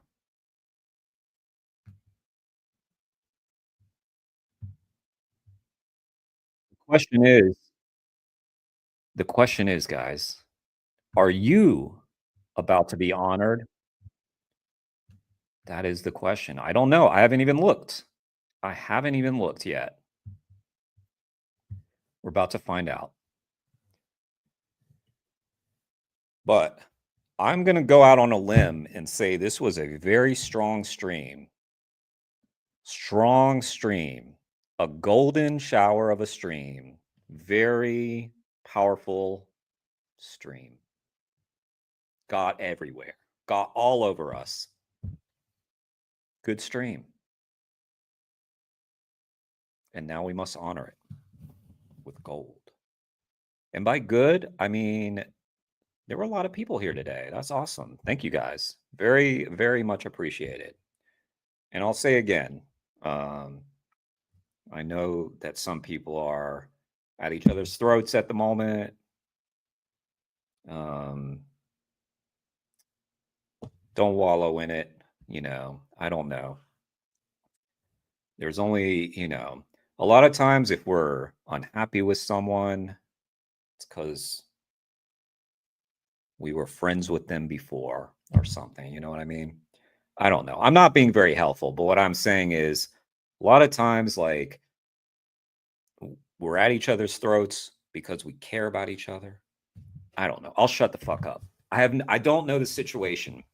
I know the dentist situation. I don't know the other situation. I know the dentist situation. And look, Dennis is always chill. So Dennis is welcome here. Carrie is welcome here. Carrie's cool. If Carrie don't want to be here, she doesn't have to be here. As far as the other situation, I don't know the situation. But y'all are both cool in my book. Knowing nothing about what goes on. But yeah, just remember past friendships or something. I don't know. I'll shut up. All right. Let's honor the greatness. I tried.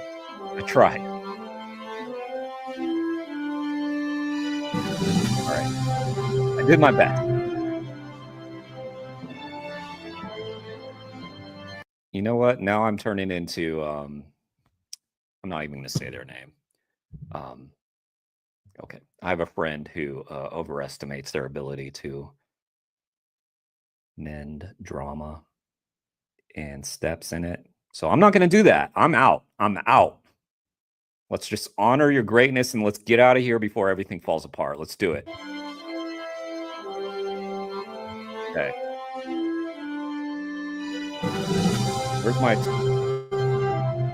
Where is it?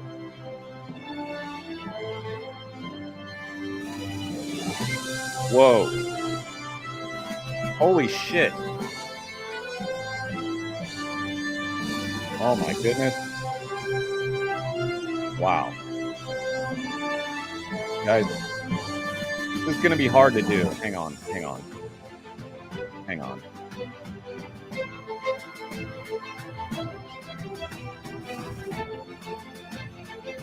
Yeah, I don't know. Okay, I'm turning down the music. I'm starting it over. There's a ton of people to honor. There's a huge tie for second place. A huge tie. Wow. Okay. I don't even know where to begin, y'all. You all gave me 150 XP. All of you that are about to be named sent 150 XP right into my veins and my brain. I almost said brain. Those people are Mac Thompson,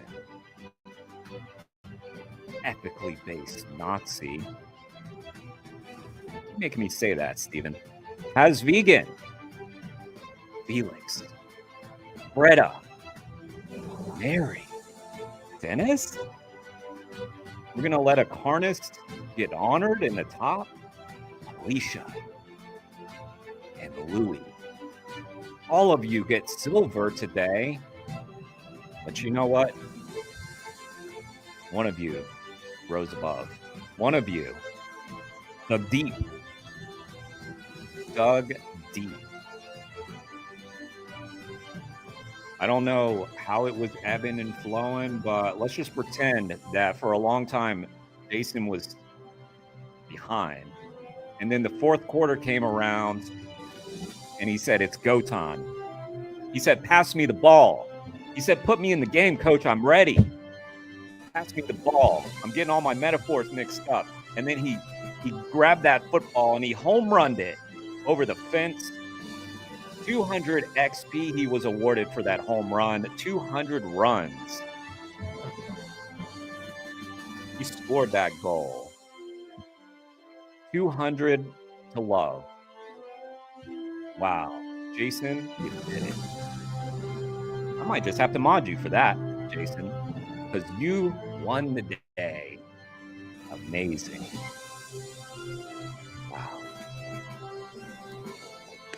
Speech. Speech. Jason, speech. Speech. Speech, Jason. Let's get it. Let's get it. Let's get that speech. The music's still going. Who do you want to thank? Your agent? Your agent did a lot of work. Myself. I'd like to thank myself. Yes. Go on. Go on. Or. Go on, Jason. The powerful start speech. Powerful. We're all on the edge of our seat right now, Jason. Oh. Kind of fell off a little bit. That's okay. That's okay. Just like the game, there were moments where we doubted. But then the fourth quarter rolled around. And what happened in the fourth quarter, Jason? What happened? What happened? Alicia? What? Wait, what? Hang on now.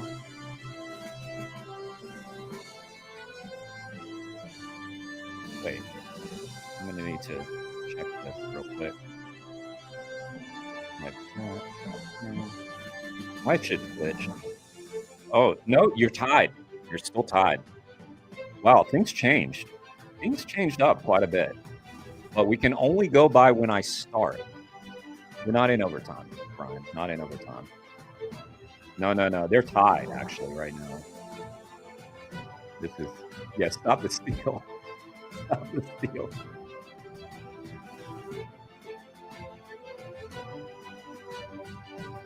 That is what happened, Stephen. That is what happened. Uh-oh, Alicia. No. That's going to cost you. Alicia's making her own powerful stream right now. Yep. All right, so Jason, you thank yourself. Is that pretty much the spin of your speech? That and stop the steal. Wow. Very moving. Powerful stuff. You know how they have the music to play you off? Well, in this case, I think we needed music to rev you up. In fact, let's see if we have that. How about awards fanfare winner ceremony nomination? How about that? Jay's 10. Jay's 10. Jay, do it.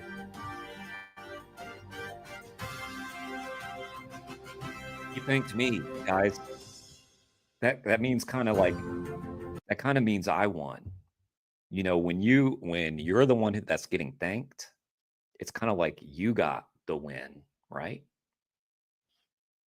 So I would like to thank Jason for bestowing this honor upon me. I would like to thank the 20 or so of you who showed up and kept it going. I would like to thank Henry VIII for, actually, no. I would like to thank that channel for giving us that content. What's that channel name? I forget. Mary, you coming up strong at the end? Oh my God. Well, you got to know, like, once I start doing the award ceremony, there can be no shenanigans. I'll take the extra XP, but there has to be a line. There has to be a line. Jason must be allowed to be honored without interruptions. You see, while Jason was thinking of what to say and who to thank for his honor, that's when everybody started to get in there and try to take over. But I protected Jason. I protected him. Felix, you coming on strong too? Wow. Well, Felix was already tied for second. So actually, Felix, you dropped. Felix, you actually fell because everybody was tied for silver, and then you dropped to third, even though you got more points. Uh-oh. Shit. All right. Well, I think there's a lot of controversy with this. We're going to end on a controversial note, I suppose. But Jason, listen, don't let them take this from you. There's no asterisk next to your win, Jason. I will put no asterisk. I think they're trying to put an asterisk next to your trophy win. In the record books, they're going to say, yeah, he won, but I won't. No buts. No buts. Guys, please hit that like button, the subscribe button, and the bell notification. All three. We can do it. All right, guys. Hope you have a good night. Jason didn't drop. Jason still remains forefront in our hearts and minds. I feel like it's hard to end a stream when there's so much discontent. Jason's ready to go. He's like, let's get out of here. But I feel like the legitimacy of my award show is being called into question now, which is truly unfortunate. Truly unfortunate. Guess we'll just have to end on that note.